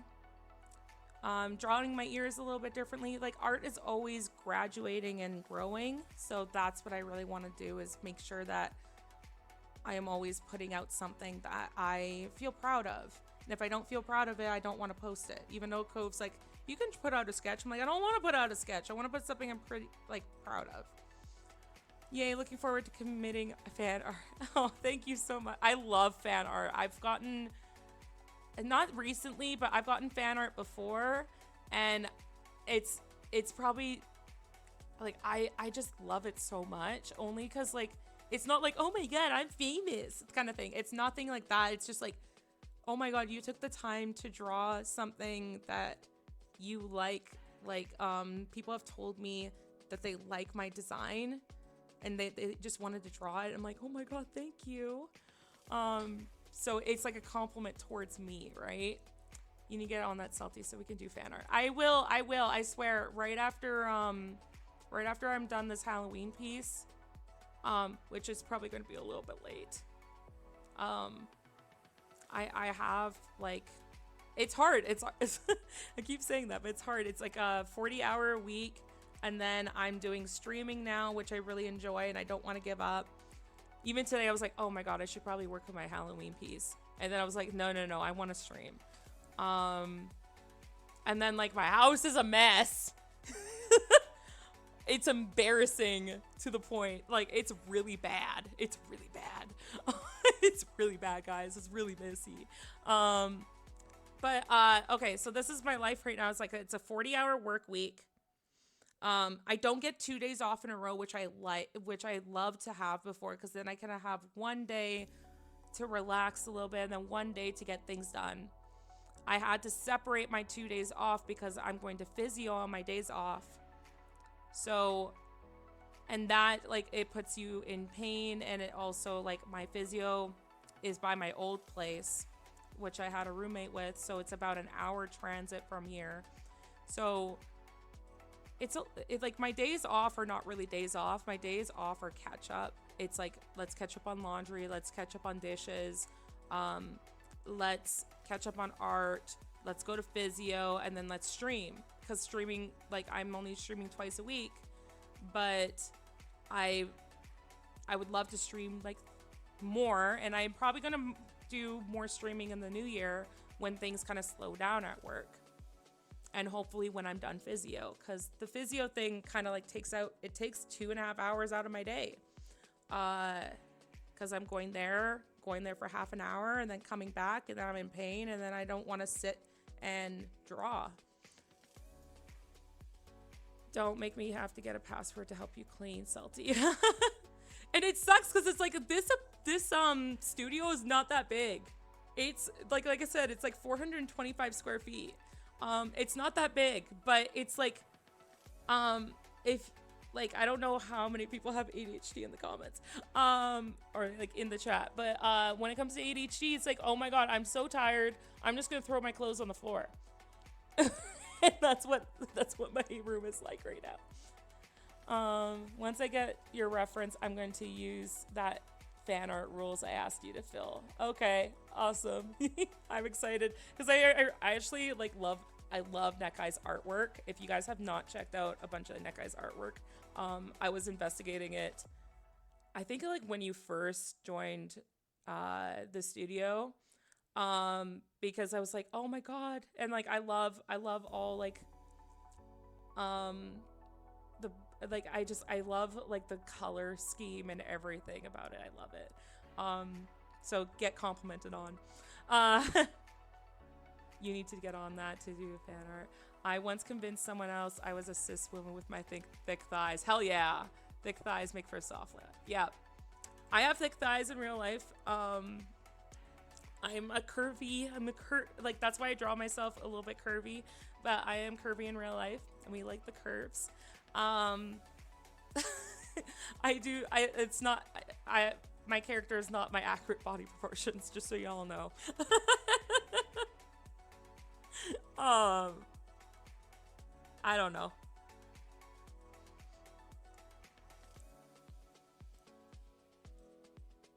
But yeah, I'm not answering that, Labaus, because that will ruin my image. No, do I admit if I'm short or not? I have short energy, I know that.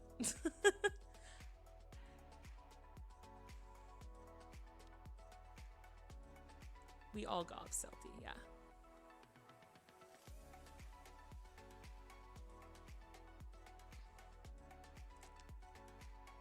Yeah, I know I'm taller than you, but yeah, I feel like I have to like change my height so I'm like your height or shorter, because I feel like I like you, otherwise you have to get a handle on me or something. Kirby is best, soft and warm, fun to explore. Celty likes to say the opposite thing when she's flustered, therefore Celty is shaped like her avatar. No, I'm not shaped like my avatar at all.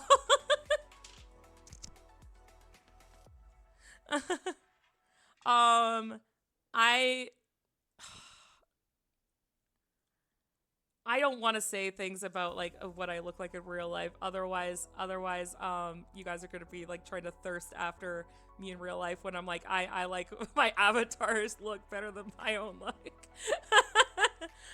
But No, I do have thick thighs, and I like no, like my eyes are not purple. My hair's not blue. I will say my hair in real life is purple. Currently right now. I have more of a I have a side shave of a hairstyle. I thought about including that in my new art. Because I do like my side shave. But I don't know.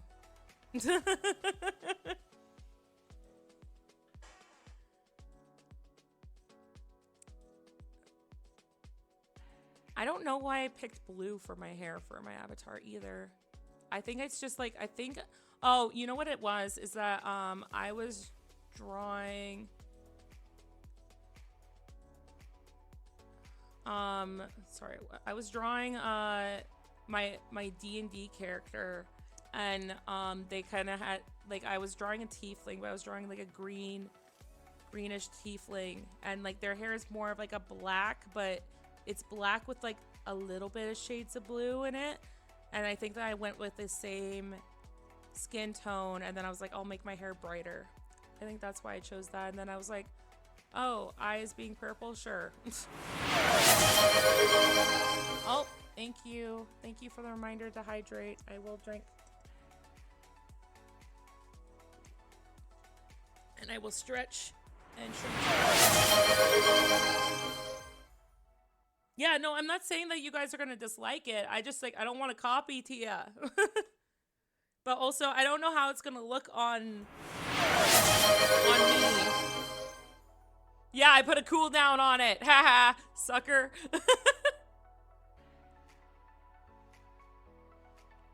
Yeah, no, it's kind of cool that it's a contrast. I noticed that too, because like Cove has we got like the kind of like the, oh my god, I'm trying to think now, like the kind of like the orangish hair for Cove, right? And then I'm trying to oh my god, why can't I think right now? But yeah, no, like we have like a very interesting kind of color scheme, I think. She's got like the orangish brownish hair, and then we got neck eye.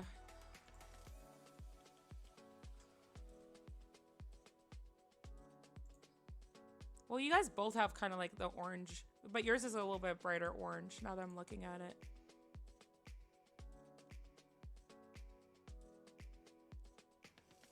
I have been summoned, so you want to plan and play Baldur's Gate? Who told on me?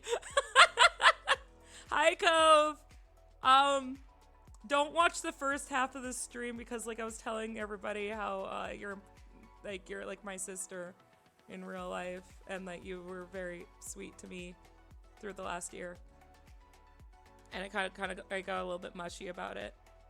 I didn't expose anything that they don't already know, but yeah.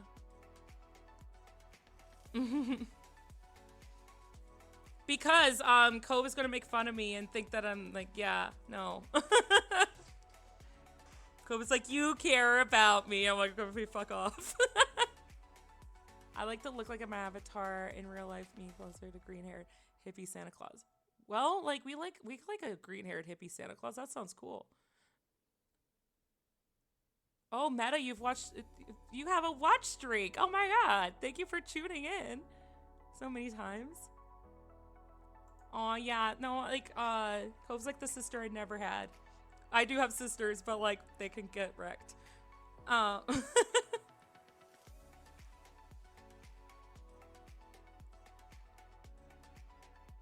Yeah, we're doing a chat stream, which is like very interesting to me, but I'm having like I'm having fun with it. Those sisters don't count. They do not count. I like when people design their models around their in real life face and body. I thought about that when I was making my character, but like I am very much like my OC. I am very much like her, but I will say I am way more confident as her. Like she is my like a little bit more of my confidence kind of personified. So I love her. I love her sassiness. I love her cheekiness. And I am very much like, I can be a little cheeky in real life, but like not like that.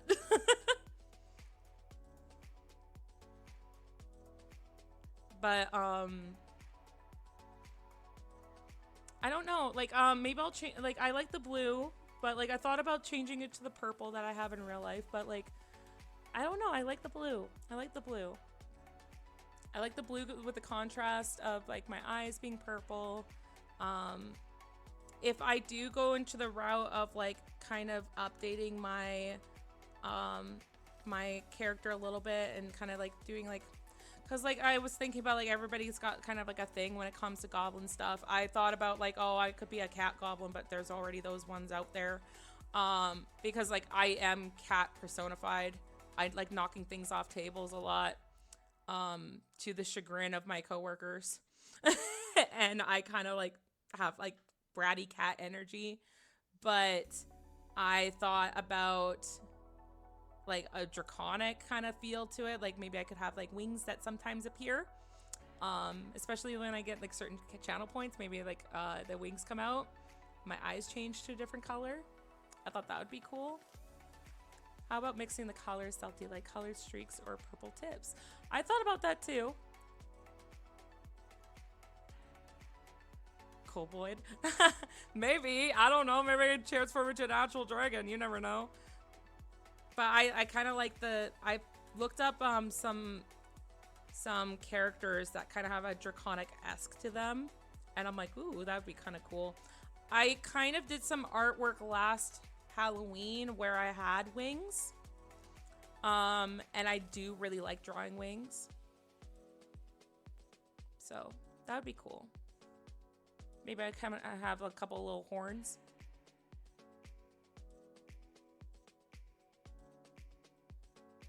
Yeah, but you're a bat, aren't you, Meta? Like, you have to have wings. I'm a goblin. I want to be able to fly, too. But, like, I want so badly, my next tattoo, I'm trying to get a D&D tattoo. On my throne. I'm actually somebody's like, oh, can you put some stuff on your throne? And I did, and like on my throne is like a fund for tattoo fund, because tattoos are expensive. But this is not me asking for them. I'm just saying, like, I love tattoos. I think I've explained that before. Like, I have, how many tattoos do I have? 1, 2, 3, 4, 5, 6. I think I have 6 tattoos. 6 tattoos? No, 7 tattoos. 7 tattoos. And I'd like to get more, but my next tattoo is D&D related.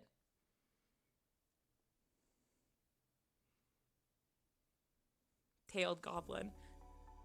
Should I have a tail? That would be kind of fun too.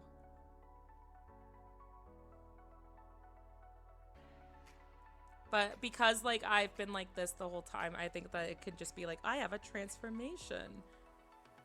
Maybe my eyes go black like a villain. Maybe I get horns like Neckeye has, but not like sheep horns, but like.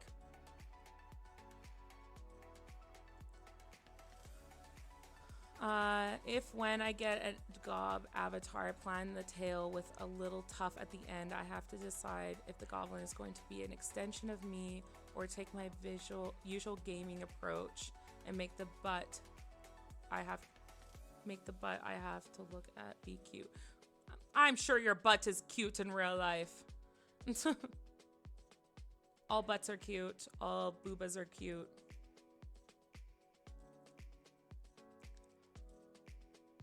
This is what I love about being pansexual. Is like I find everybody attractive.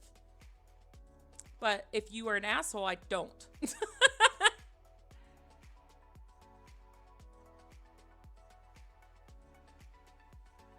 They love having handlebars. Oh my god. I love that so much.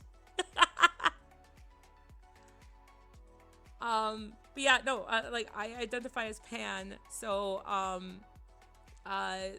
somebody said it really well. It's like, hearts not parts. Cause, I had a hard time. Like, I still, like, I think it's basically under the bisexual umbrella, but I very much like, like when I was very, very young, I even thought about, oh my God, I'm gonna have to come out to my mom one day because like there's something different about me. And then I got really, really confused because I thought, oh my God, like I like girls, but also I like guys. Like maybe I just don't like anybody. I went through a phase where I thought I was ace. And I was looking up a lot of ace stuff, and people are like, oh, you just don't have experience and blah, blah, blah. So maybe you just don't, or maybe you're demisexual. I still kind of like a little bit vibe with that. But, and then I was like, oh, maybe I'm just not attracted to guys because the guys in my high school were awful people. And then later on, I was like, I do think I like girls. And when I was younger and I was going through all that confusion, I thought I was like the only one because I was like, you're not allowed to like both. I really didn't know that you're allowed to like both. And it really screwed me up. I had a friend who told me, well, you would know if they were, not because I was so deep in the closet, but we were talking about like sexuality, and like I had a friend who just didn't know if they were gay or not. And my other friend at the time was just like, well, you would know if you're gay. You just have to remind yourself, like, okay, like imagine yourself, you're going down the aisle, who would be next to you? Which one feels right? And then I remember I was like sitting on the swing set. This was when we were like in high school, but like we were at like a swing, like a little park, and I was just like thinking, I'm like, doesn't matter to me. And then I was like, maybe I'm just too, like so much of an ally that it doesn't matter. And that was such a screwed up thought. Yeah, I know so many stories. I know I have so many stories, Cove. I know that. But then I came out when I was, I think, 22 or 23.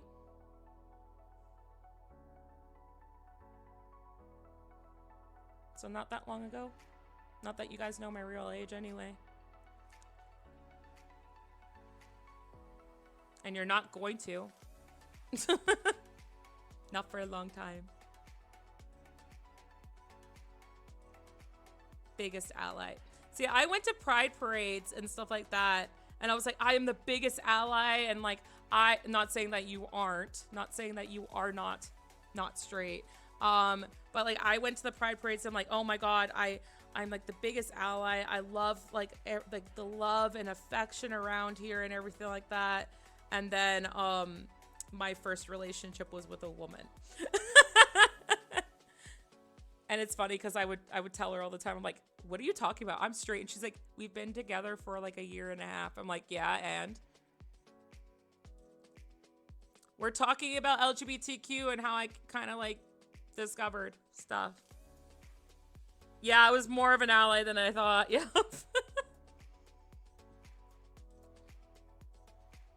Guys, I can't believe I'm at 90 followers. Thank you so much for being here. I can't believe I'm like I can't believe there's 17 of you guys watching me right now. Like, you guys are so sweet, and I want to keep doing this so much. If you guys want another chat stream where we just kind of have cozy time and we just chat about random shit, I would love that. Because it's not as scary as I thought. I guess it's not as scary. If you guys have any questions, or if you guys want to just hear my opinion on something, you just let me know in the chat. But otherwise, we're just kind of like going through stuff. Chatter time, best time. Oh, okay. Sorry, I read that wrong. How are you so cute? Shut up. It took me a while to realize people cannot find the same / opposite sex possible. It's funny because I'll quickly say this is like, I have one of my best friends is gay, he him pronouns, he's cis as well, but anyway, he's been gay obviously his whole life, but like he came out really like really young. And I remember I'm like, hey, not to be offensive or anything, but I need you to hear me out. And he's like, oh God, what are you talking about? And I'm like, no, I need to say something. And I'm like, how do you not find women attractive? I mean, have you looked at them? And he just started laughing because, like, I was in the closet for so long, and then I'm like, how did I not know? And how do you not see? And he's like, the thing is that I find women so attractive, but I know, like, men. And I'm like, yeah, but men suck sometimes. And he's like, I know, and I wish I didn't. And and then we got into a bonding moment, and I was just like, doesn't it suck to be attracted to men sometimes? And he's like, yeah.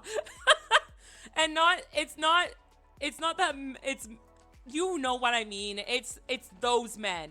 It's those men, like, quotations, like, you know what I'm talking about. It's not every guy, but there are men that I'm just like, oh my God, like, it's a certain subtype of men. Just like there's a certain subtype of women where, like, people are like, oh, some women are crazy, and it's like, yeah, well, some men are jerks.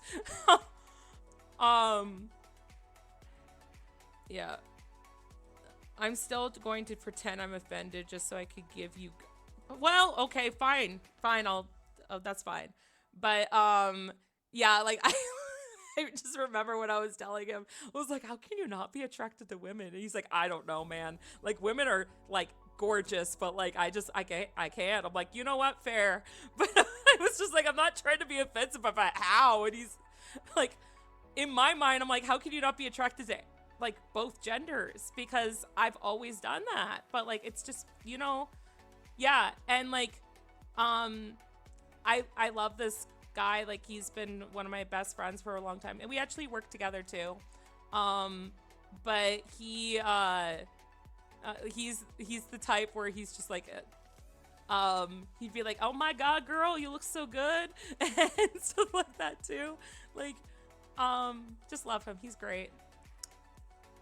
I didn't discover I was pan until I found how easy it was to mention myself with Tom Hiddleston. Yeah. Yeah, that's yeah, I get that too. I get that so well.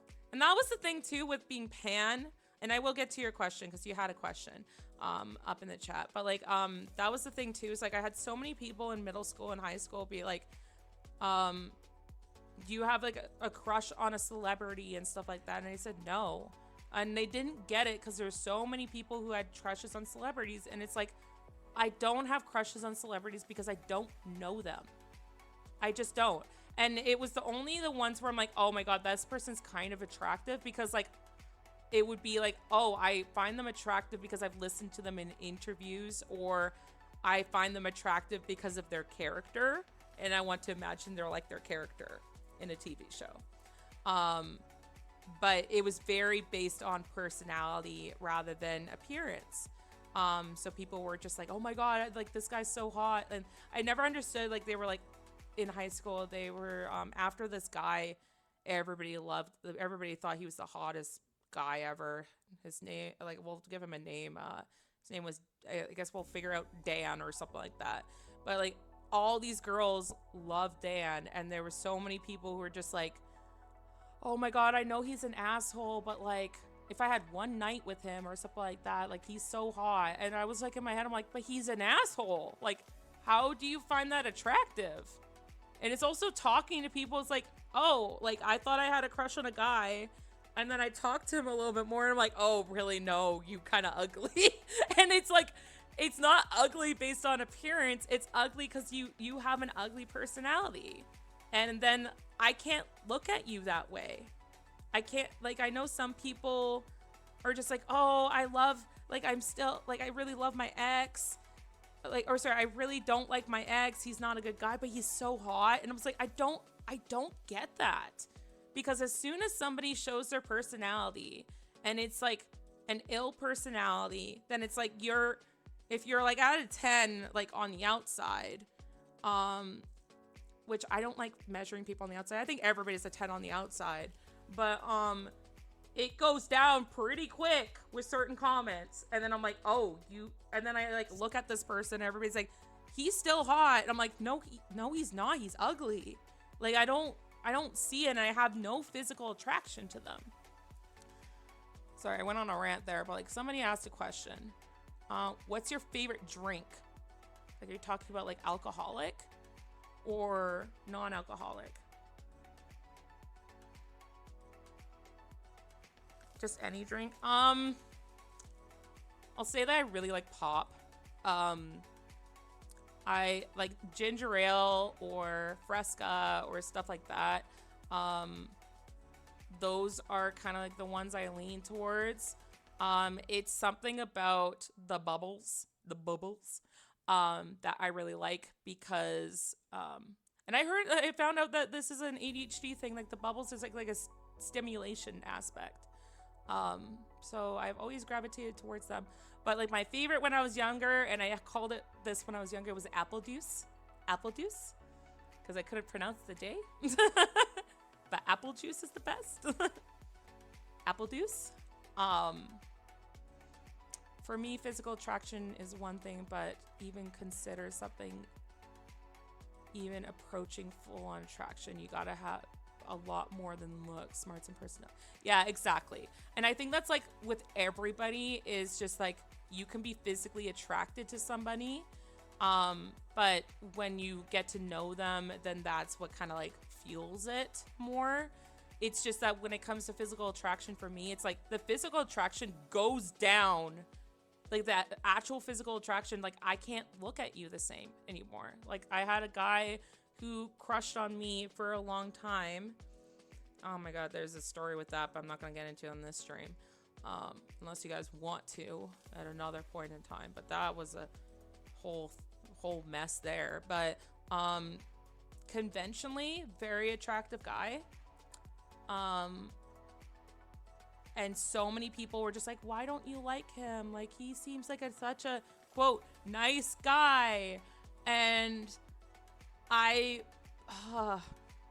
like, he was for a while until he wasn't. And then now when I see, like, a picture of him, I'm like, oh, I don't know what people see in him. And it sounds mean, but it's just, like, because he treated me like shit, and he treats other women that way, I cannot ever see him as attractive. And like I don't like I thought I was, but then I was just like, oh, okay, yeah. I'm old enough to know that personality is my priority, but looks as shallow. Close second. Yeah. Most of my exes have one thing in common. Gorgeous women and their good traits. And it's right there. I'm not gay, but then there's Tim Curry.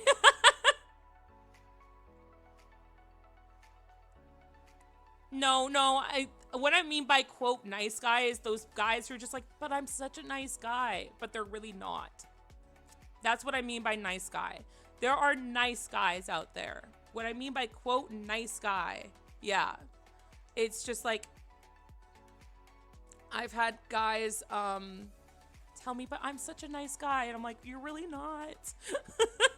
You're really not. Like, get better. Get some help. I appreciate that. And it goes both ways too. Like men and women should respect each other. Non-binary people should respect each other. It goes both ways. Like it's not just men, it's not just women, and it's not just all men, it's not just all women. It's just like, can't we all just get along kind of thing. That's why I try not to be nice, because I'm like, hey, I'm not gonna be a nice person. I'm going to be an honest person with my feelings.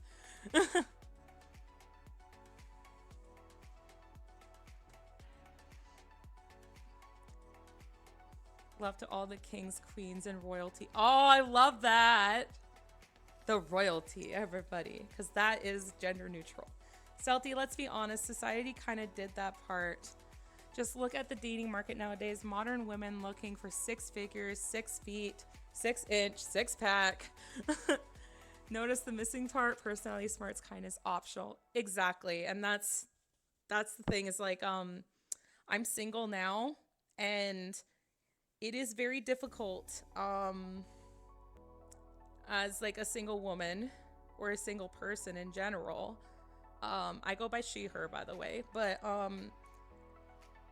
a lot of people just go by dating sites now, and I don't know how to operate those as somebody who's pan, because it's like I can't get to know you through a picture. That's why it's just difficult.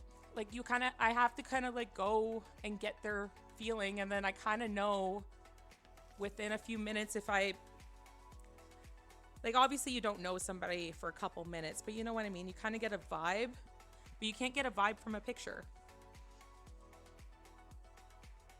You can't get a vibe from a picture only.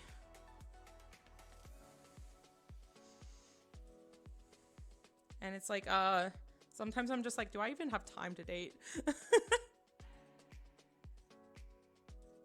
Like, what? It's like, I have such a busy life with streaming now, work and drawing and everything. It's like, oh, do I really want to fit somebody in? But at the same time, it's like, it'd be nice to have like somebody to go on little mini adventures with, right? It's not. It's just like, okay. Also, speaking of being gay, I just went to my closet because like I'm just like trying to find a t-shirt that I can wear to physio.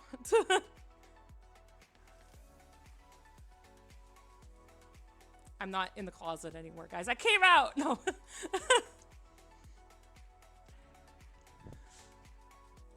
Yeah, and dating shouldn't feel like a chore. That's the main thing, is like dating should be fun.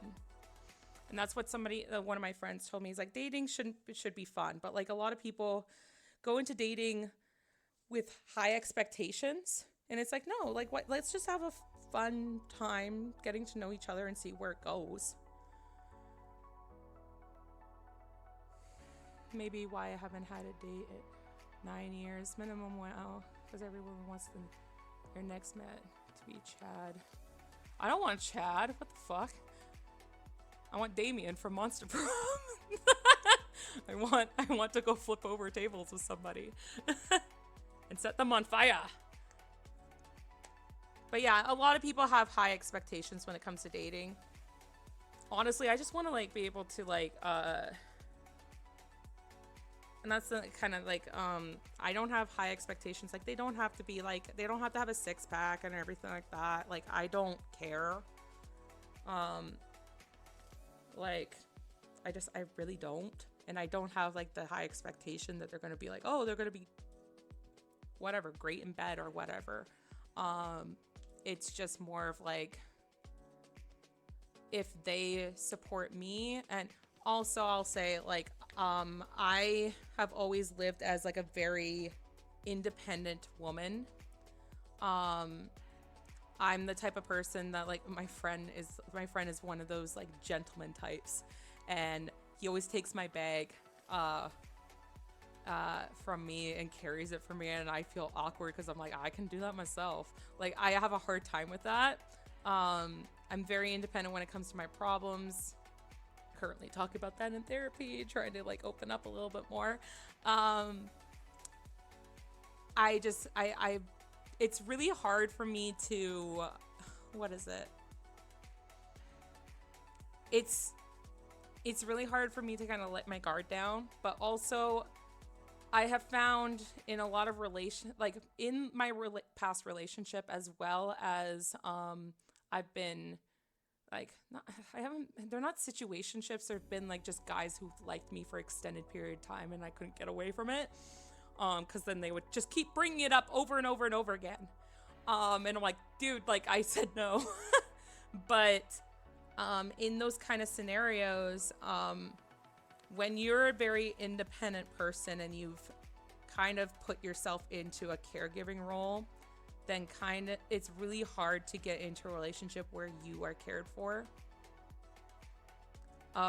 Because they have the expectation of you.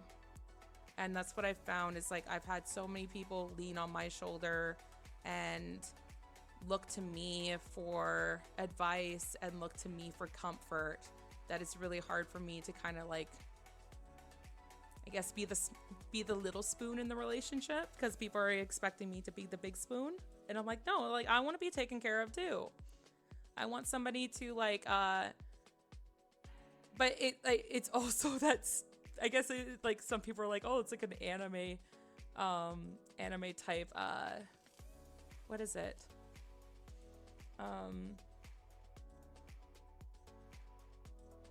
it's what is, I don't know what the word is, but like in it's like an anime trope where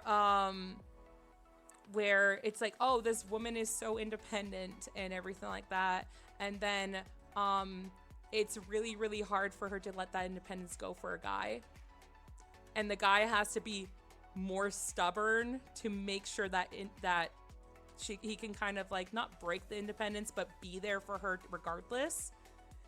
And I don't want to put that task up to a guy or woman, because like I'm pan and I've dated a woman, but it's difficult in that kind of relationship, because it's like I've had so many people just lean on me, and it's like, dude, like I want to be able to lean back, but I don't feel safe enough to lean back because you're not making me feel safe. Do you guys get what I mean? Shy, I'm sorry to say this, Stealthy, but welcome to what it's like dating as a man for the last 50 years. Yeah. I recently got rejected after trying my best, and I unraveled a lot, seeking therapy right now. Oh, I'm so sorry to hear that. Switch, well, it's not a first date. To me, upscale places like that are what you save on special occasion. Dates are to get to know another person, not to be treated.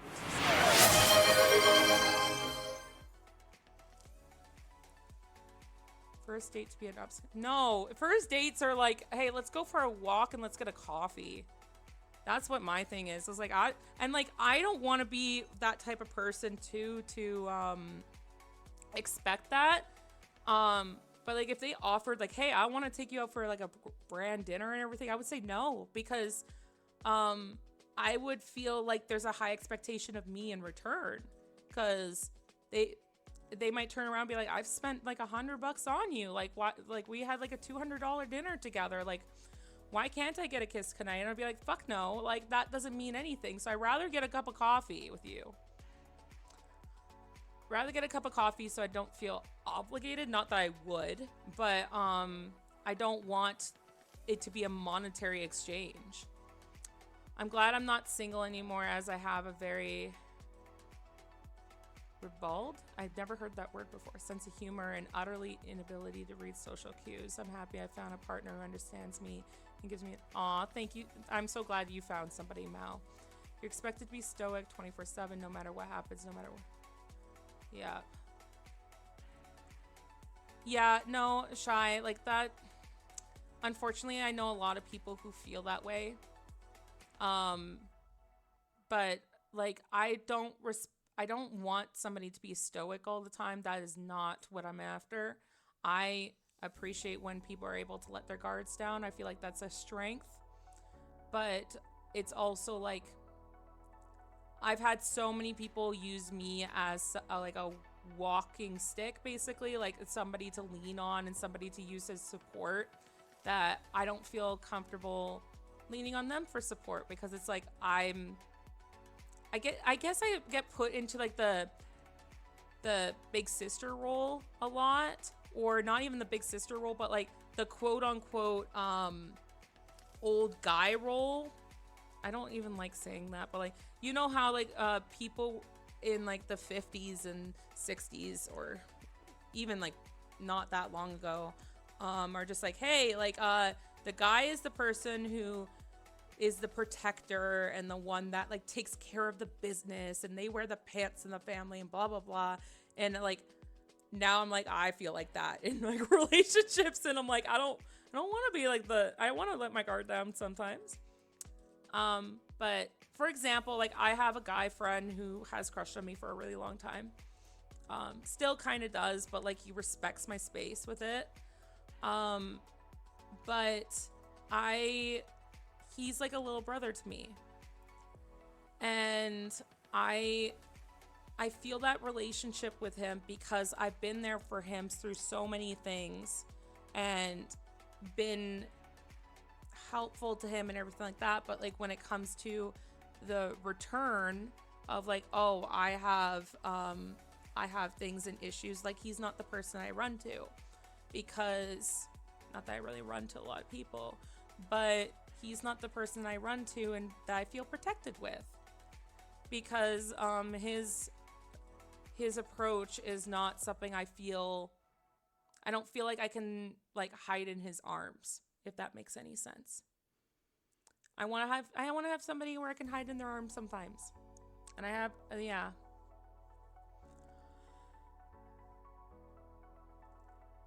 Yeah, no, I'm sorry, Shy. That sucks. Cause like I'm not one of those people. Like I would feel guilty even if they bought me a coffee. Like let me buy my own coffee and let's go from there. Or like if I invite you to a date, I feel like I need to pay. If you invite me to a date, then you can pay, kind of thing. Or we can split it. It's the 21st century, y'all. But there's sometimes like the guys are like, hey, like I want to pay for the whole thing, and if they want to, then that's cool. Yeah, I want to cuddle too. I want to cuddle and I want to be like in somebody else's arms. I don't want to be the big spoon all the time.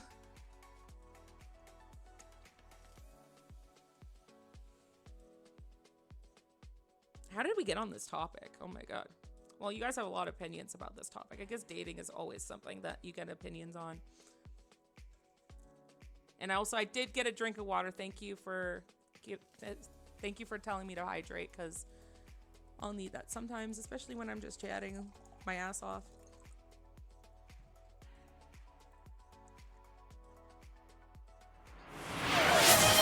Oh, okay, now I'm gonna drink some more.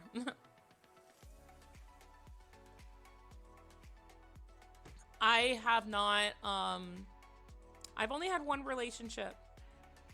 I was in a relationship with, like, I'm still friends with her.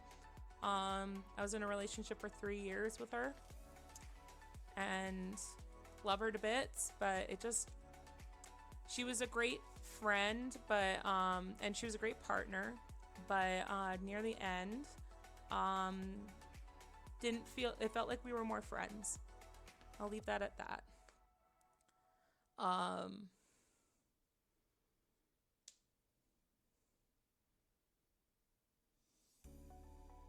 I am reading all your comments, by the way.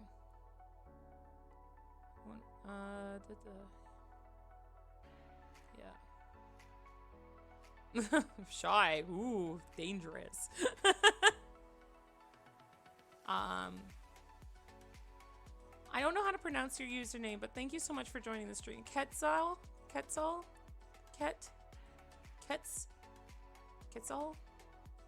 Hopefully that's right.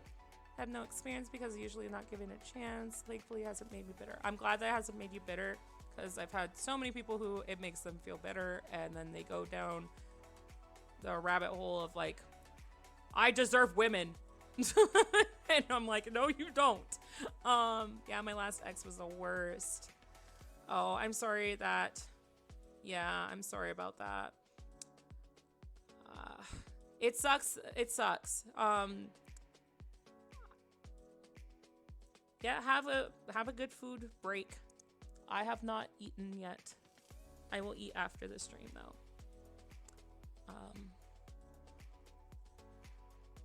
Just cause like I got nervous, and like when I get nervous I can't eat. I don't know what to do. I can't eat.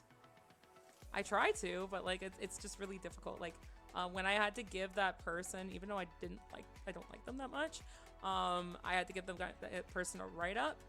Then couldn't eat that day. So I was just like, I guess I'm just not gonna eat right now. But then when I got home, I got nachos.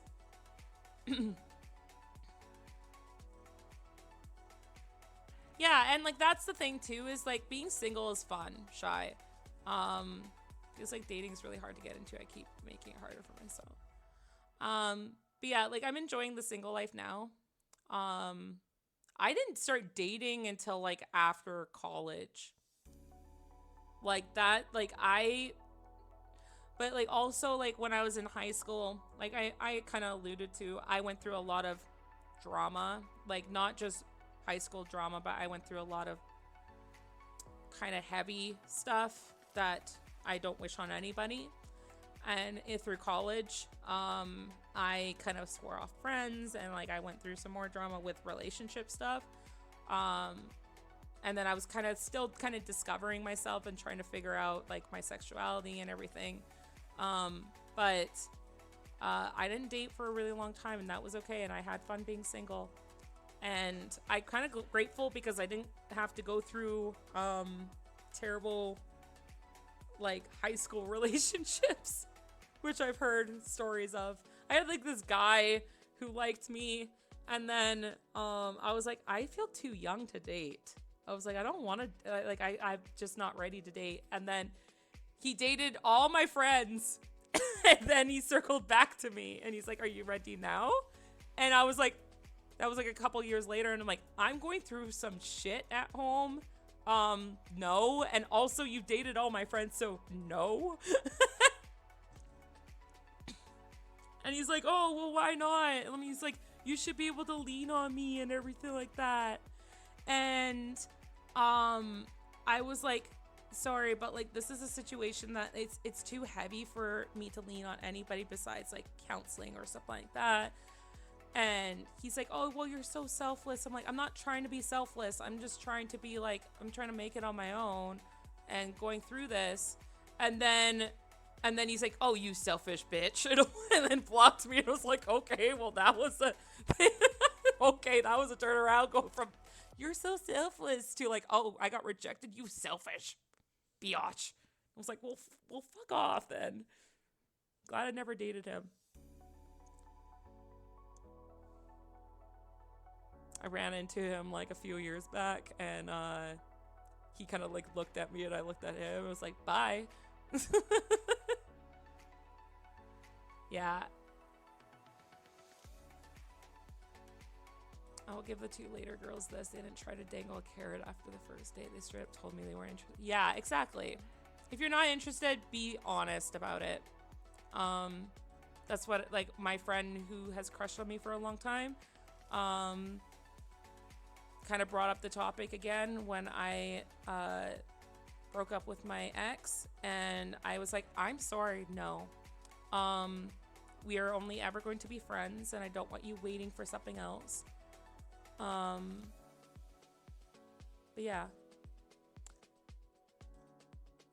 Dina, hi Salty, can't talk because you're on in my car, but I hope you're having, oh my god, I'm in your car?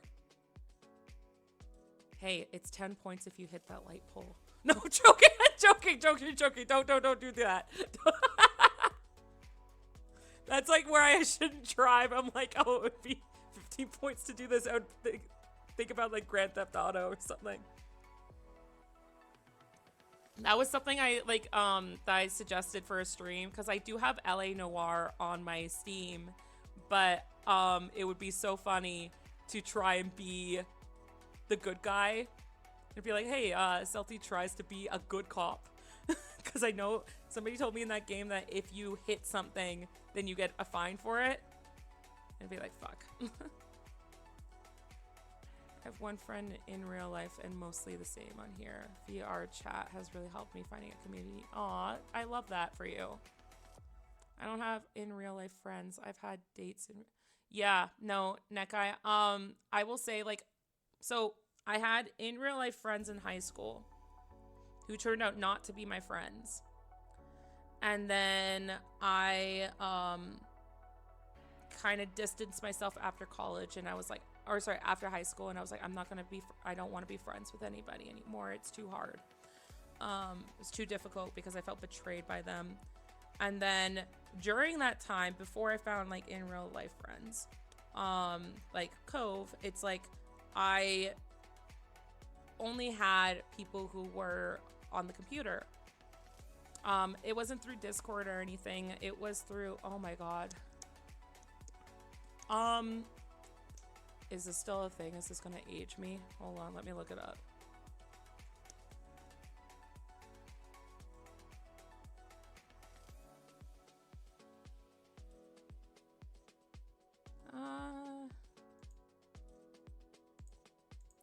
I guess it's fine. But it's basic. No, not MySpace. No. But it was called Envision Free. It or like Archive Team or something like that. But it was an old forum site, and basically, like this is where my Harry Potter-esque kind of came in. But you would go on these forums and then you would have a character. I guess this is why I have OCs. But you would have a character and you would post a narrative post by that character. And then another character, somebody also playing as another character, would post underneath, and you kind of go back and forth making a story and having dialogue. And I met people through that platform, and like I got really into writing from that. And I met like a lot of cool people. I wish it would be so cool if I could connect with them again, but those forums were kind of lost on us. But it's basically chat RPG, kind of going back and forth, but a little bit more detailed.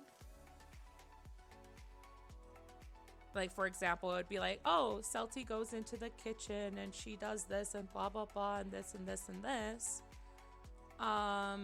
And then somebody would be like, oh, for example, let's do Nekai. Nekai would be like, and this and this and this and this.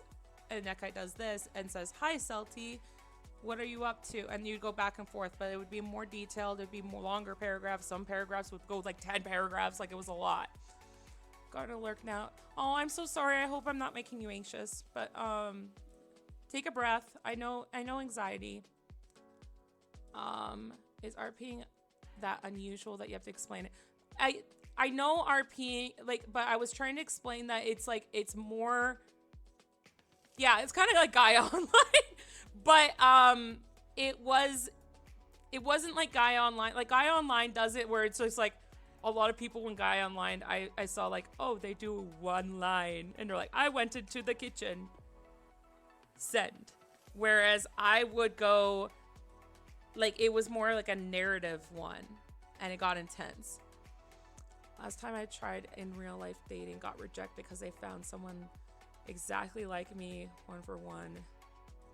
Oh, that sucks. I hate that.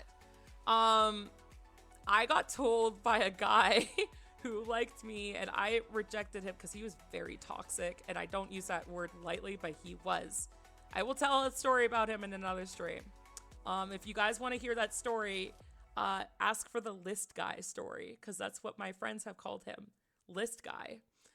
Not lisp, but list, like as in like writing a list. But it was so weird.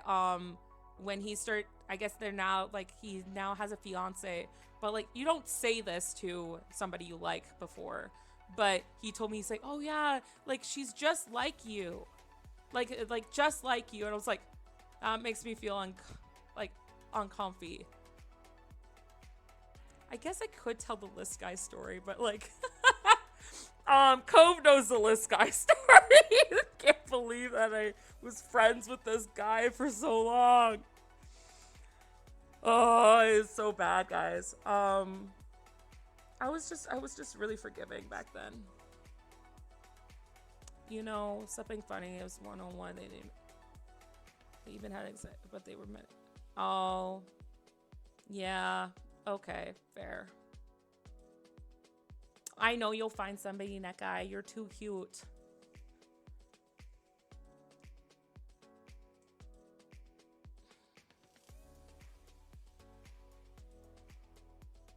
Yeah. I am medicated myself. I'm not afraid. Like, I used to, I argued with some doctors that I didn't want to be medicated. I didn't want to be dependent on medication in my head. But I had a doctor tell me, like, hey, you're having a hard time getting out of bed in the morning, and you keep saying, like, hey, you'll go to counseling and stuff like that, but you can't even get to that point. So I had to take it, like, I take an antidepressant that also works as an anti-anxiety. And then I also, in the last couple of years, I started taking, I took some ADHD medication in high school, but it was one that you took every once in a while because it was so strong. And to the point that it was so strong that like if I took it in the morning, one day at like 5 a.m., I would be up all night, or sorry, all day and then all night until like 7 a.m. the next day because it was that strong. Or like I'm just very, I can take an Advil and it lasts for a really long time. But, like I'm just very sensitive. I'm sensitive to caffeine and medication and all that shit. But I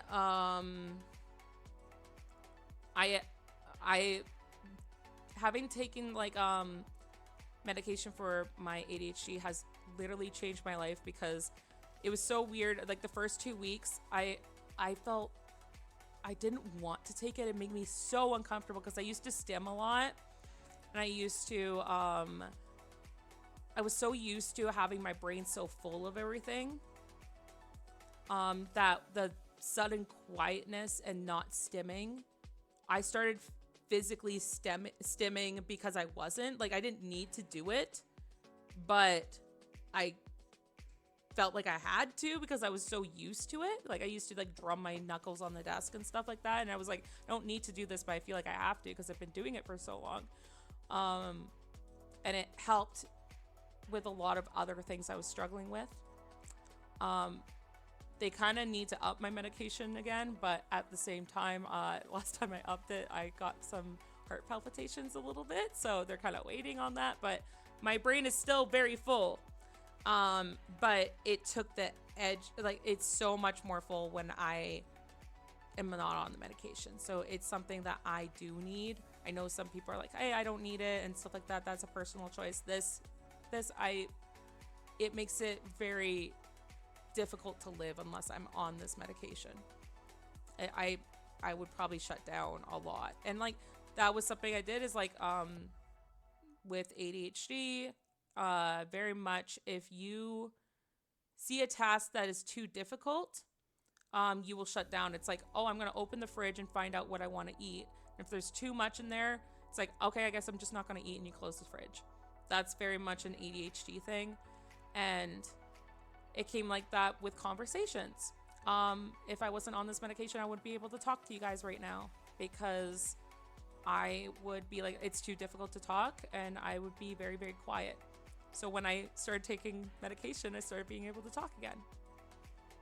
No, I'm not saying that there's judgment for medication, but and there's no judgment for not taking it. It's just like personal preference.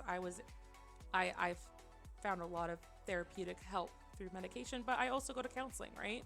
I'm going to counseling a lot. I love my counselor. Find a counselor that suits you, and it changes your whole outlook. Oh my God, should I tell List Guy story? Do you guys want to hear List Guy's story, or do you guys want to ask me something else? I want to give you so much hugs. Why? I'm just very honest about my stuff. Like, there's some things that I would tell stories about on here to be honest about them, like the trauma and everything, because I have moved past it. But, in some aspects, like there's always some stuff, right? But I don't want to trigger people, and I don't want people to feel sorry for me. So those things I'm just like, okay, I'm just gonna keep that to myself. But I am very honest about it to like people who kind of were there and present, but I'm not gonna like empty my dirty laundry on here, basically. That's what the floor is for, right? You deserve them. Why? I don't deserve that. Oh, no more hugs and head pats. I'm not, no.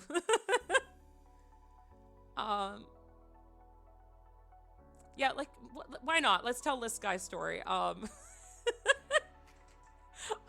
gonna message Cove and tell them that I'm gonna tell List Guy's story. Where is Cove? I'm going to tell List Guy's story.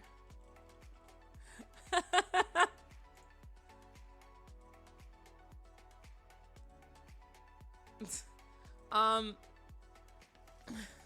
so I messaged them. I don't know if they're gonna see it because they're busy doing art, always doing art, as their status says on Discord. So let me get a drink of water before this. It's not a long story. It's just like a pathetic. It's a bad story. Okay. My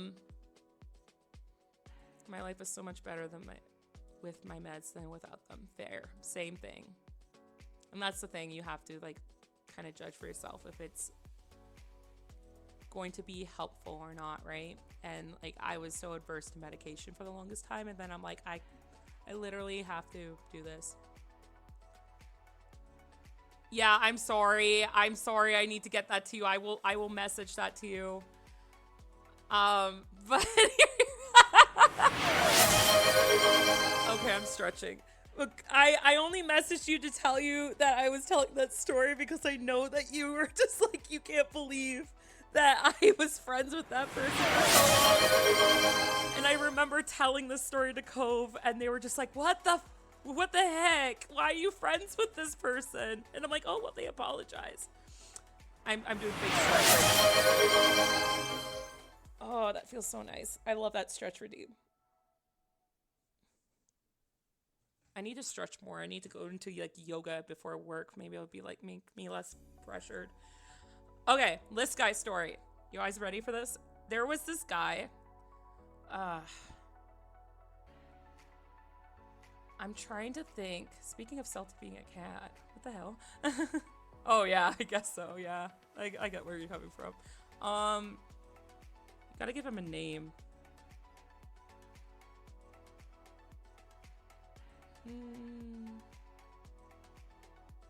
Richard? Yeah. Richard, like there's a Richard in the story, so I can't, or I guess, well no, I'll just use his name, but, Franz. No. Franz lives. Black. We'll go, Franz is like, yeah, it could be, okay, we'll just go with, we'll go with Richard. Because I can always, I call the other Richard Rich instead, so that's fine. But we'll go with Richard because like that makes sense. Like Richard could be called Dick. But so in college, the beginning of my college, this was before I met Cove, by the way, but I met these two guys. We'll call one Richard and we'll call one, we'll just say, let me look around. We'll call one Ben. Ben and Richard. We still like Ben. Ben is okay. But it's funny because I turned around and I currently have a Sherlock BBC poster. So I was like, oh, Benedict Cumberbatch. Okay. I wasn't going to call him Sherlock. He's not. Yeah. Ben is okay. Like he's not the goodest boy. He's got his qualms, but like we're okay with Ben. We're still friends with Ben. We are acquaintances and not friends with Richard.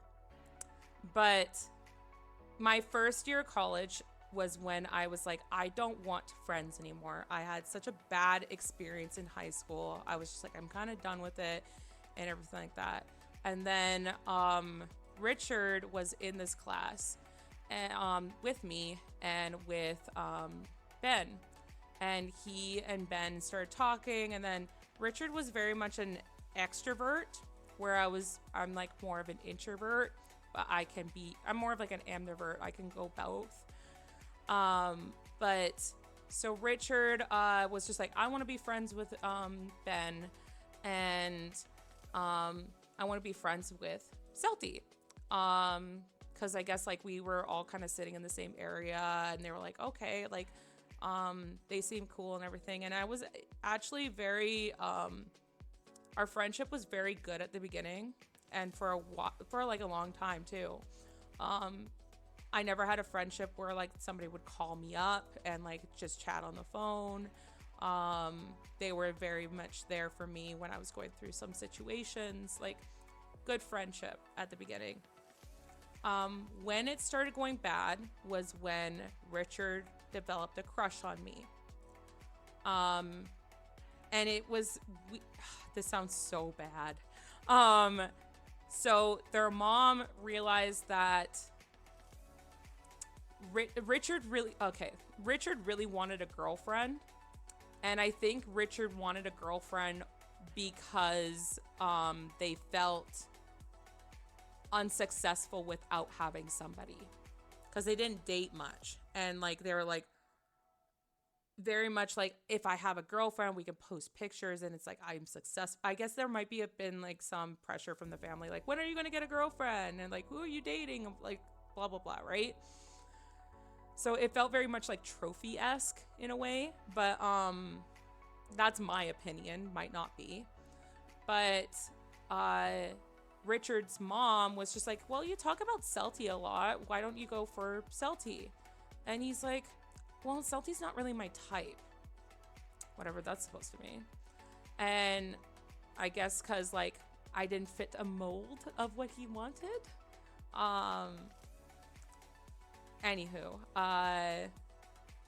he said some really bad comments later on about that. But to continue the story, so he started developing a crush on me, and Ben and him would talk about it, and very much like Ben would be like, well, why don't you just ask her? And he's like, well, I don't know what Celty feels about me, and I don't know what, like, where her head's at. So Ben would be very suspicious and be like, what if hey Celty, what if Richard liked you? And by all standards, from the outside, Richard was like an attractive guy. And I was very insecure. So I was just like, well, Richard would never like me. And he's like, well, what if they did? And I was like, but they wouldn't. So like, why would I even say that? And I didn't want to make things awkward either. But like, also, I was just very, I was very oblivious.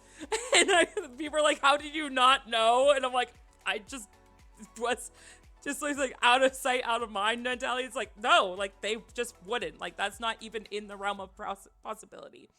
Then it came to a point where I was alone with Richard and he kind of confessed. And I was just like, oh. And it was also very awkward because he confessed in front of Ben. Like, he was just like, like, it was like a trio chat kind of thing. And I was like, that's okay. And then so I felt a little bit pressured to like respond to it, and I was like, oh, I don't know. And then I kept thinking, like, so many people were like, oh my god, like, he's such a great guy and he's so attractive and blah blah blah. So I was like, okay, I kind of feel like I have to, like, otherwise there's something wrong with me. Again, I was still in the closet too, but that was my kind of poisoned mentality about it. And so there was a couple days where he was just like, oh my god, like, we can do this, and he tried to hold my hand, like, very very very quick. And then I started getting really bad stomach aches about it, and then I realized, like, oh, I'm not ready for a relationship. I'm like still dealing with some trauma. I'm still dealing with like myself and trying to get okay with myself. And so I was just very upfront and honest. I'm like, look, Richard, I know that you're excited about this, but I don't think I'm in the right space for this right now. And it has nothing to do with you. It's not me. It's not you. It's me. No. I was just like, I'm still dealing with X, Y, and Z with my family, and I don't want you waiting for me to feel better. But like at the time I was like, yeah, I do like this person, because again, like, I never had a friend treat me so nicely and call me up and make me feel so valued and everything like that. So I was like, oh yeah, no, I definitely like this person. Didn't like them though. It was just like, oh, I've just never had this human decency before. And so that started a whole bunch of toxicity. I guess he was butthurt about it, which every right to feel hurt about that. But it got to a point where he was like, I was not friends with my high school friends anymore, but I was still acquaintances, and I still went to like parties and gatherings and everything like that, but I never really talked to them about other stuff. And he would go up to these high school people and be like, hey, why can't I date Celty? Like, what's wrong with her? And like, is like, what do you feel about like actually talking to my friends or like my old classmates about like, why wasn't I choosing him? And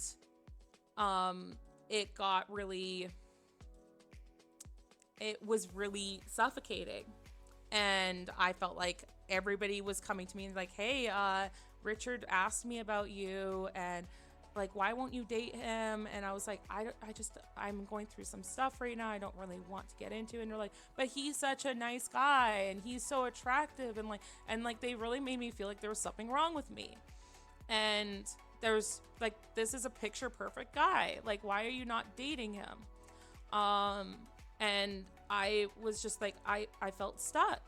And then it got more toxic because like, I guess he just wouldn't accept the no. So like whenever I was hanging out with him by ourselves, he would kind of like look down, and then I would know that he was about to tell me again that he liked me, or that he was, and then later on was telling me like he was in love with me. Like I was heading back from an event with him and a few others, and they all got off the bus and everything, and it was just me and him, and I was like thinking in my head, oh my god, I don't want to talk about this again. And I knew it was coming because like every time, and I always felt like I was walking on eggshells, because whenever I was around him, there was this weighted pressure of like, there's something wrong with me. He keeps saying how much he loves me and cares about me, and that like I'm the one he wants to marry. I like a lot of pressure. And there was also me walking on eggshells because when I would tease him, because like as I said, like I bully people that I care about, I joke around with them and everything. But one day it would be like, hey, I would say, oh my god, you're such an idiot, and he would laugh at it, and he would come back with it. But then the next day he would be thinking about how I rejected him, and then I would be like, oh my god, you're such an idiot, and he's like, and then he would snap at me. And I was like, I don't understand, because it was fine one day but it wasn't fine the next. So it got really bad. And it got to a point that like I used to go to movies with them and hang out with them and everything like that, and have such a good time laughing and joking around. And then I would come home and I'd feel miserable and stressed because I didn't know what I was allowed to say. I didn't feel like I was accepted for who I was. I felt like he was trying to change me and say like, you shouldn't say this and stuff like that. There was some things like there was one thing that he said too, which I guess like most people are LGBTQ who are in the chat. But like at one point he's just like, well, why won't you date me? I'm like, I can't, like I'm going through some stuff. And he's like, is it because you're gay? And I'm like, okay, it has nothing to do with that. Like that's not even like in that realm. It has nothing to do with that. Like, and I felt insulted at the time because it's just like, why would you bring that up? Like, he couldn't get it through his head that I just didn't want to date him. Like, he just couldn't get it through his head. There had to be something wrong with me so that he could feel still good about himself. And then this comes to the list part. So Ben is kind of caught between. I'm not talking to Ben about this because like I feel kind of shut down, and typically when I'm going through something, I sometimes shut down and I don't talk to people about what's going on. I don't know what to say. But when but like Richard would talk to Ben a lot about the situation. He's like, I don't know what's wrong with her. I don't know why she won't date me. Like, I've talked to her so many times, but like it's always coming out wrong, and then she gets upset. And I'm like, I wouldn't snap at him or anything like that, be like, hey, like what the hell? I would just go quiet. And I guess that bugged him because it should have. But anyway, Ben is super helpful, but in the wrong way. Meaning like he's the type of person who's just like, I'll be like, oh yeah, I'm going through things like, and like I'm not getting enough sleep. And he's like, is there anything I can help with that? I'm like, no, you can't rock me to sleep. Like, I don't know what you expect me to say to you. He just doesn't know how to, like be there for me. Not saying that he can't be there for other people, but he's like, oh, okay. Well, maybe we could try this, or maybe we could do this. And he's like, he tries, right? Like he's trying to be a nice guy. Not quote nice guy. He just tries to be a good person. And so when Richard was talking to Ben about all this stuff, when Richard was talking to Ben about all this stuff, Ben was saying, well, it sounds like you're having a hard time communicating, because like Ben could notice that like our friendship was kind of like caving in on itself. And he was just like, well, Richard, maybe if you write down what you're trying to say, because like maybe you're getting, like Richard was saying, like everything's coming out wrong, and then she's getting offended and like I can't get it out right. So Richard's like, maybe you can write it down, what's going wrong with your relationship, and then kind of sit down with Celty, and then you guys can talk it through so that we can kind of like mend this and like fix it. Which in all is kind of a good idea, like especially when I've talked about ADHD. It's like, hey, sometimes you gotta write things down because like you don't know how to communicate it right. Not saying that he had ADHD or anything. He actually had something else. And at one point he had like a learning disorder, like audio visual spatial learning disorder, something like that, where it's like, oh, like if you say, oh, you're like, hey, can you get me that over there? He kind of freezes up. And he kind of gave the excuse at one point. He's like, that's why I'm selfish. Like, it's because of this. I'm like, no, that has nothing to do with it. Like, no, you can't just blame being selfish because like you don't know because of your learning disorder. Like that would be like one of my characteristics for ADHD is like if like we get very irritable sometimes, but like have you seen me get irritable with people? Like you control it, right? And also being selfish is not a symptom of that disorder. Anyway, back to this thing is like he wrote down, supposedly he was going to write down this list of things that were going wrong with our relationship and that he wanted to fix, because that was Ben's idea. We met up to talk about it because he's like, hey, there's some things I want to say to you. I wrote it down so it doesn't come off bad or anything like that. Spoiler alert, it did come off bad because he took hey, write down what's wrong with your relationship with Celty as write down what's wrong with Celty. So that is why he is called List Guy, because this list guy sat with me on a grassy hill near where I lived and read out what was wrong with me and what I could correct to be basically the perfect woman for him and be a better friend or whatever it was. And it was just the stupidest things. He's like, I don't like when you say this. And I remember we went through the list and I was just like, this was supposed to be about our relationship, like our friendship, not like anything else. But I just felt attacked, and it was a long list, y'all. It was a long list. And it would be like things like, I don't like when you say this, and I don't like when you say that, and like I don't like when you do this, and like I'm talking about uh like things that were about my personality that he wanted to reformulate for me. And I was like, I remember I did, like, I was so off.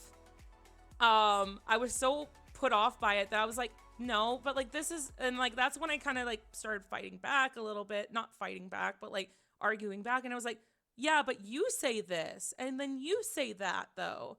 And like, why am I not allowed to say it, but you can say this? And why am I not allowed to tease you when you tease me? Like, why is that a thing? And like, he had nothing to say to it. And that list made me so insecure about a lot of things about myself. Like, and it wasn't just things about my personality. It was so long ago, guys. It was so long ago. But like I do remember there was a couple things about like physical aspects too. Like because I was changing a lot too when I started working at where I was working, because I work in a really cool store, and I was kind of like getting more involved with the people who are like-minded like myself, and they were encouraging me to grow and be who I was. So like there would be things like, oh, I think you should be like more natural, um like, and I was like, I just dyed my hair like red at the time, and like, oh, like I don't like when you say things like this about yourself. And yeah, like it was just, it basically broke me down. And when we went through the list, I'm like, this is what you wanted to like, he did apologize, and he apologized later, but it was like the damage was kind of already done. And I remember I told Cove this story, and I told my old roommate this story, as well with other people, and they named him List Guy, and they're like, I can't believe you're still friends with this guy. I'm like, well, he apologized. And I was like going through such a rough time that I was like, this is one of my best friends. Like, he was one of my best friends for a really long time. Where it ended was like, this kind of continued, like this shady kind of like me walking on eggshells around this guy, and always like thinking about this list as well. And like, he wouldn't bring up the list anymore. He probably doesn't even remember it, to be honest, but I remember it. But it was always like, whenever he make a comment or go quiet and get angry about something or something like that, like I would think about the list. He's like, oh, he's getting angry at me because I'm not doing this. It was like, this is not build a bitch kind of thing. But he was trying to do that. And basically he said, like, if you did all these things, you would be perfect for me. And as a person who is a people pleaser and has a perfectionist personality, it really fucked me over, not to put it frank. The way the friendship ended is that we were getting a little bit more distant and everything like that. But like, he would like be distant, but then we would hang out, and then it would just the cycle would come over and over again. I think he was jealous of like the friendships I was making with like Cove and other people, as well as my coworkers and everything, because like they actually lifted me up, and I was getting a backbone. Because I was started to feel like, this is not okay, and this is not okay that you say this and everything. And it got to a point that this was a hard part of my life, is that one of my friends passed away. They had a heart attack. They were quite young. It was like a friend of me and my mother, that they passed away suddenly. And it was like, I used to go get my hair done with this person, and we used to go out for coffee and everything like that, me and my mom with this person, and I miss them every day. But like, they were one of these people who had such a big backbone, and they were such a beautiful person. Like they adopted all the rats from like the shelter that they worked at, because nobody wanted to give rats homes after they brought them in. So like, that's how much I love this person. We can call them, I don't know, Beth or something, but Beth, I loved her. Like, she was such a great person. She was like about like 10 years, or wait, like, no, she was about 20 years older than me, but like, you can have friends like outside of that too, outside of age and everything. But, at the time, like, she was like mid 40s, but that kind of ended the friendship because I told Ben and I told Richard, hey, my friend passed away. I told my work. I told other people, I'm like, hey, my friend passed away. I'm gonna be like, I'm having a hard time right now, and I don't know how to act because I was grieving. This guy, Richard, took this as, oh, I don't have to talk to her for 2 weeks, even though he claimed to be one of my best friends. And so I remember I got off the train and I started bawling my eyes out because I was just like, my friends who say that they're my best friends are not there for me. My coworkers are more there for me than my best friends. And so I deleted him off everything and I blocked him. Or sorry, I didn't block him because I wanted to say my piece when he found out. And but I did tell Ben, I'm like, hey, I know this is gonna divvy up our trio, but I'm not going to be friends with Richard anymore. He hurt me way too much. He wasn't there for me when my friend Beth died. I can't do this. And like, it's been very toxic for a really long time. And this is just the end of this for me. And then Richard did reach out at one point and was just like, hey, I noticed you deleted me off of this, like our socials and blah, blah, blah. And like, I just wanted to give you space because you were going through this. And I was just like, 2 weeks? Or sorry, like at the time when he messaged me, it was like 3 weeks. And I'm like, you don't leave me for almost a month after I tell you that my friend passed away. Like, that's not best friend behavior. And then his comeback was like, oh, well, like, you get along with your coworkers so well, and they seem to know you a lot better. Like, it was, like, very guilt trippy. Like, I can't be the best friend that you need me to be, and why are you getting mad at me? You asked for space. I'm like, not that much space. When you ask for space, it's like, you could be like, hey, I'm thinking of you, but I'm still here for you, or something like that. Like, not 3 weeks or a month. Like, Jesus, like, not when somebody needs you and you claim to be their best friend. But, yeah, I remember messaging them specifically, be like, my friend fucking died. Like, you don't get to tell me how I'm supposed to grieve. And he's like, well, because he was like, oh, well, you could have reached out to me. I'm like, no, that is not my job. My job is to grieve my friend. And you, as your job, your job is to be my friend. And you haven't been one for a really long time. Fast forward. So I stopped being his friend at that point. Fast forward about 3 years later. He messaged me out of the blue, and he basically took accountability for all his actions. He said, I was a very terrible person. I was a very terrible friend and stuff like that.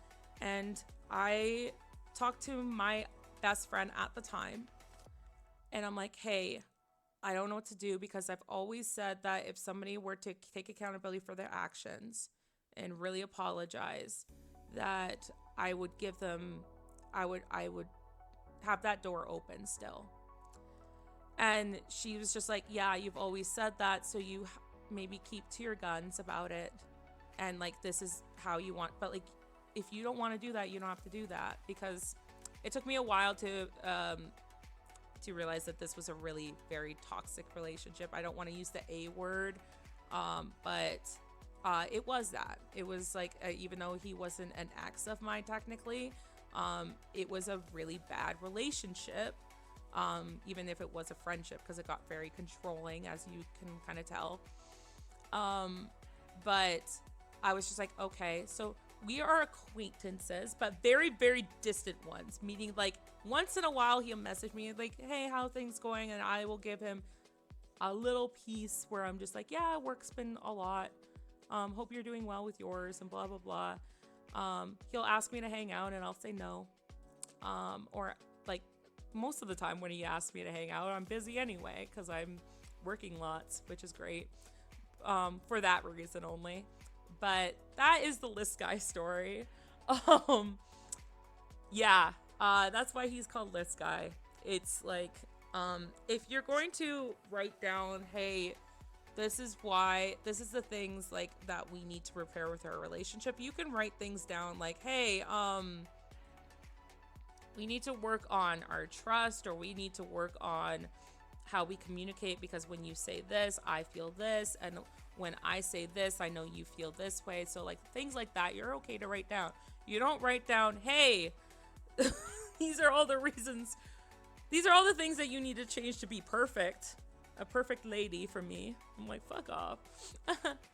I'm gonna go through your guys' comments because like I purposely did not look at your guys' comments because I knew I would derail. But oh my god, if someone comes, or yeah, Bet is playing a dangerous game. That kind of convo can poison the well. Yeah, so cringe. Oh my god, if someone comes up to me and is like, why can't I date this girl? What's wrong with her? My answer would be, well, red flag number one is you thought the whole thing was a good fucking idea. Thought this whole thing was a good fucking idea. Yeah. I don't see how any way this could go wrong. That is dodge. So all in favor of calling him Dick from now on. Great googly moogly. I am manifesting a punch to this man's kidneys, Legos on the floor of his dark rooms. Ugh, I'm sorry you went through that, Celty. That sucks. Yep. For the record, making you feel less confident was the purpose of that list. I believe that 100%. Yes, I believe that too. That is some incel bullshit. Yep. Yeah, there's some things you can't apologize out of, but once something is said, it can't be taken back. If he's any man worth his salt, that moment probably burned into his memory in the folder of this is how I fricked up royally. Yep. I'm hoping that he takes that into account. Like, the nice thing about that is like I grew a backbone and I was finally able to tell him absolutely not. I am not putting up with this bullshit. And like, now he kind of walks on eggshells around me, not because I have put like these traps in place on the floor or anything like that for him to try and like scurry around. It's because he knows, and I've told him like, hey, I told him like, yeah, we can be acquaintances, but I'm telling you right now that if this happens again, if you treat me with disrespect, I'm closing this door. And it is going to be permanently closed. Like, I have forgiven you at this point, but I won't forget. And that's the thing. I don't like the saying forgive and forget, because you can't forget. Like, there's, like, you can't just auto-delete something like you do on, like, a memory card or something like that. And it kind of guides your actions. And I, thankfully, will not let somebody treat me like that again. But that is, yeah. I hope you guys enjoyed that story. I know that like you guys were like, oh god, this is awful. But it's something that I laugh about now. It's just like, oh my god, remember list guy?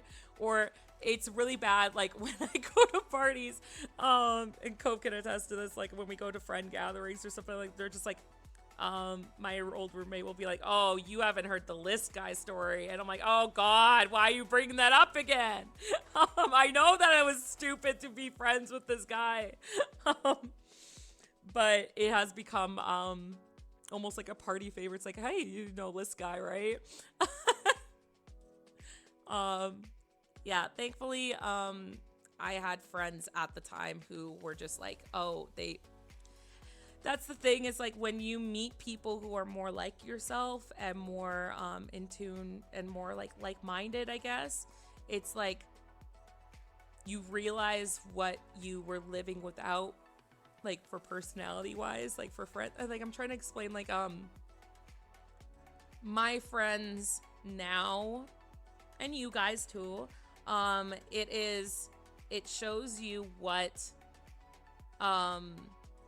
what is not acceptable anymore. When you meet people who treat you with respect and who are there for you and who are loving and kind and everything, it shows you just how damaging those other relationships are.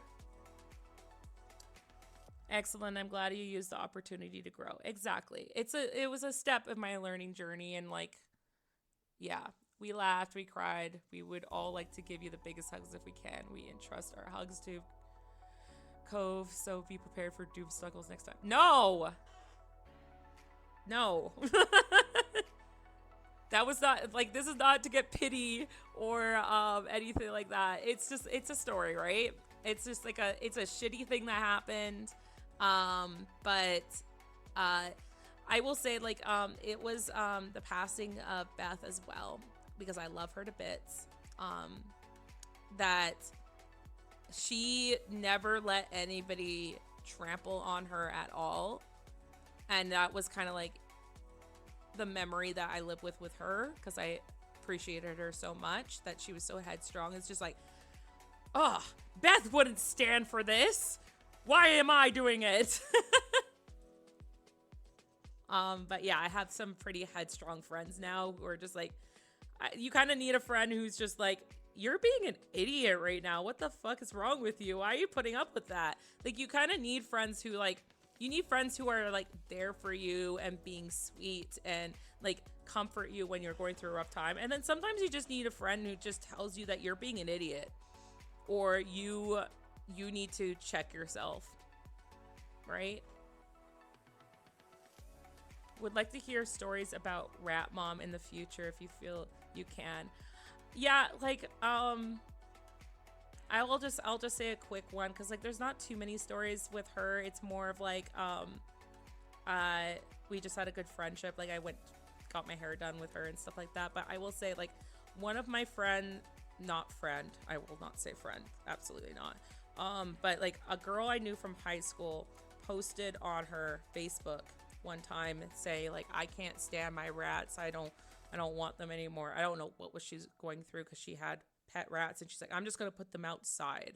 And I was like, I started tearing up, because I was like panicking over, like, these are domesticated rats and everything. And I contacted Beth, and I'm like, I don't know what to do. I know you have experience. And Beth ended up getting into her car. It was like the middle of the night. She got in her car. I don't drive, right? She got in the car in the middle of the night, and she's like, give me the address, tell her not to do that, I will come pick them up for free. And so I got the address from this girl, and as soon as I got the address, I blocked and deleted her. I was like, absolutely not. My friend Beth went driving an hour and a half to go into this spot to save these rats and give them a good home, because she had so many rats herself. She's like, I can't. I want to keep them. They're so cute, but I can't. But she drove an hour and a half to bring them back to give them to the shelter. So yeah, I love her. Like, that's probably like the one story I tell people. It's just like, she was such an animal lover. She had 4 cats, and at one point I think she had like 15 rats, but like they were all so loved, and like she was so affectionate towards them. Yeah, no, exactly. Like, I blocked her immediately. I'm like, this is not a person I want in my life, because I am a huge animal lover. And I was like, what the fuck is happening? Unfortunately, I think that person got into some less than ideal circumstances, but they're not doing so hot now. But I just, you know what? You just don't do that to animals. Absolutely not. Especially when they are domesticated. Like, not even like, even if they weren't domesticated, you don't put them out. Yeah. Exactly. Yep. I agree. But, luckily, to balance it out, hopefully we have people like Beth, that will rescue them. And give them a good place to home. I had 2 rescue cats myself. But yeah, I'm not saying like I've never driven like an hour and a half to go rescue an animal, but I would certainly do that if if somebody said they were going to do that. I was just panicking at that point. I'm like, I don't know what to do. And she's like, and I'm like, I don't know if I can get to her in time before she does this. And my friend's just like, I got this. And so, yeah. We are kind of, oh my gosh, we are kind of approaching the end of my stream. I can't believe I talked for 3.5 hours. Jesus Christ. I can't believe that. But, here we are. Yeah, I have to get off in a couple minutes only because I have physio and then I have D&D. But I will say right now, if you guys have anybody you want me to raid, let me know. If not, I will try and choose somebody off my own list. I cannot believe that you guys have stuck around with me for this chat stream. I had a pit bull my parents saved from my not good home. I'll save that story for next chat stream. Oh yeah, we love happy animal stories. I'll save my stories for my chat too. I guess my chat stream. If you guys want me to do another chat stream, I by all means will do it now that I kind of got over my anxiety about it, because I was like, oh my god, what am I going to talk about? What if people just like are not here? And I'm like, I literally had a thing off to the side of like, oh, maybe I can like go through these, or if I can't do that, maybe I'll look for a game that I can play online, or maybe I'll go through like other stories and everything. So I was just like, oh god, I don't know what to do. I also thought about like, but I didn't have anything prepared to go through Reddit stories of being like, hey, let's do this. And give opinions about this and be like, what the fuck? Because they love those reaction streams. I know there's a lot of them, but like, I think we could have fun with that. Yeah, Shai, still send me that game. If anybody else has any games, then please let me know. That guy posted my socials. But thank you so much for being a part of this stream, and I can't believe that you guys stuck around for this long, honestly, with me just chatting about everything. Still not enough for my redeem. You got lucky this time, something. Yeah. Yeah. I keep getting distracted by the comments, but if you guys want another chat stream, by all means, maybe I'll do it again.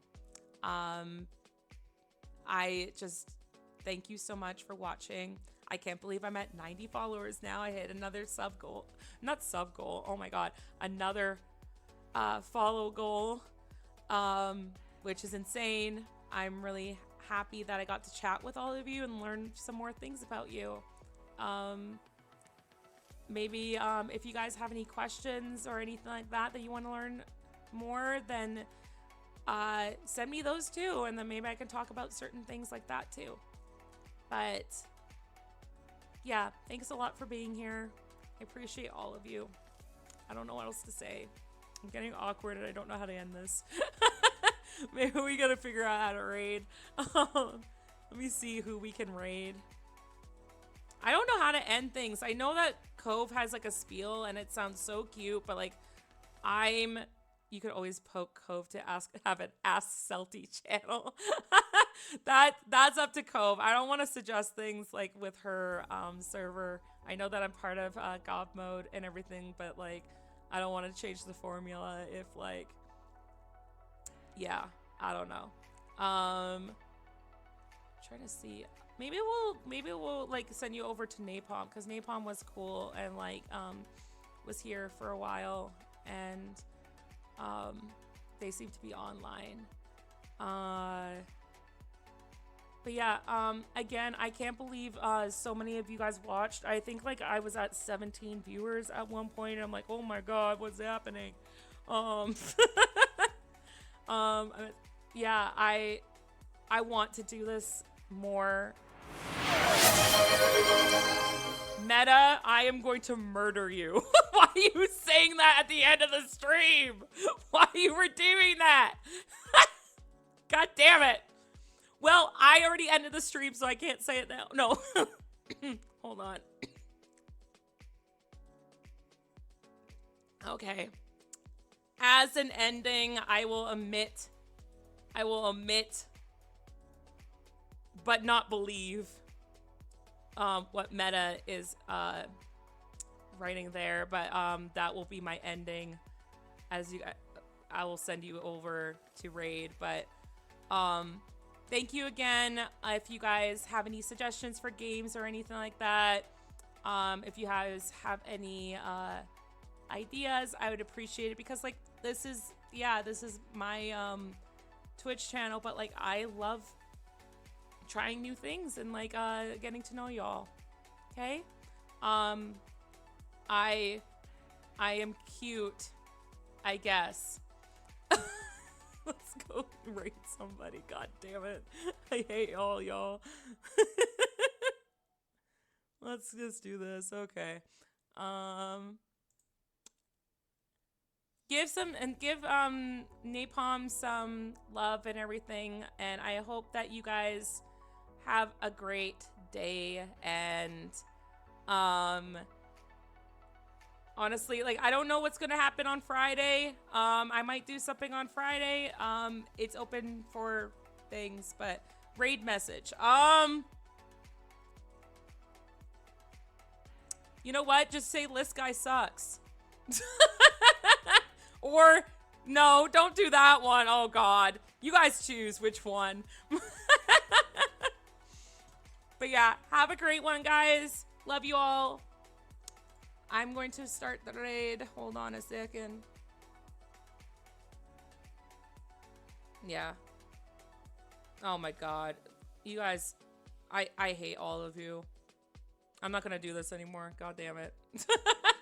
Okay, have a good raid, guys. Bye-bye.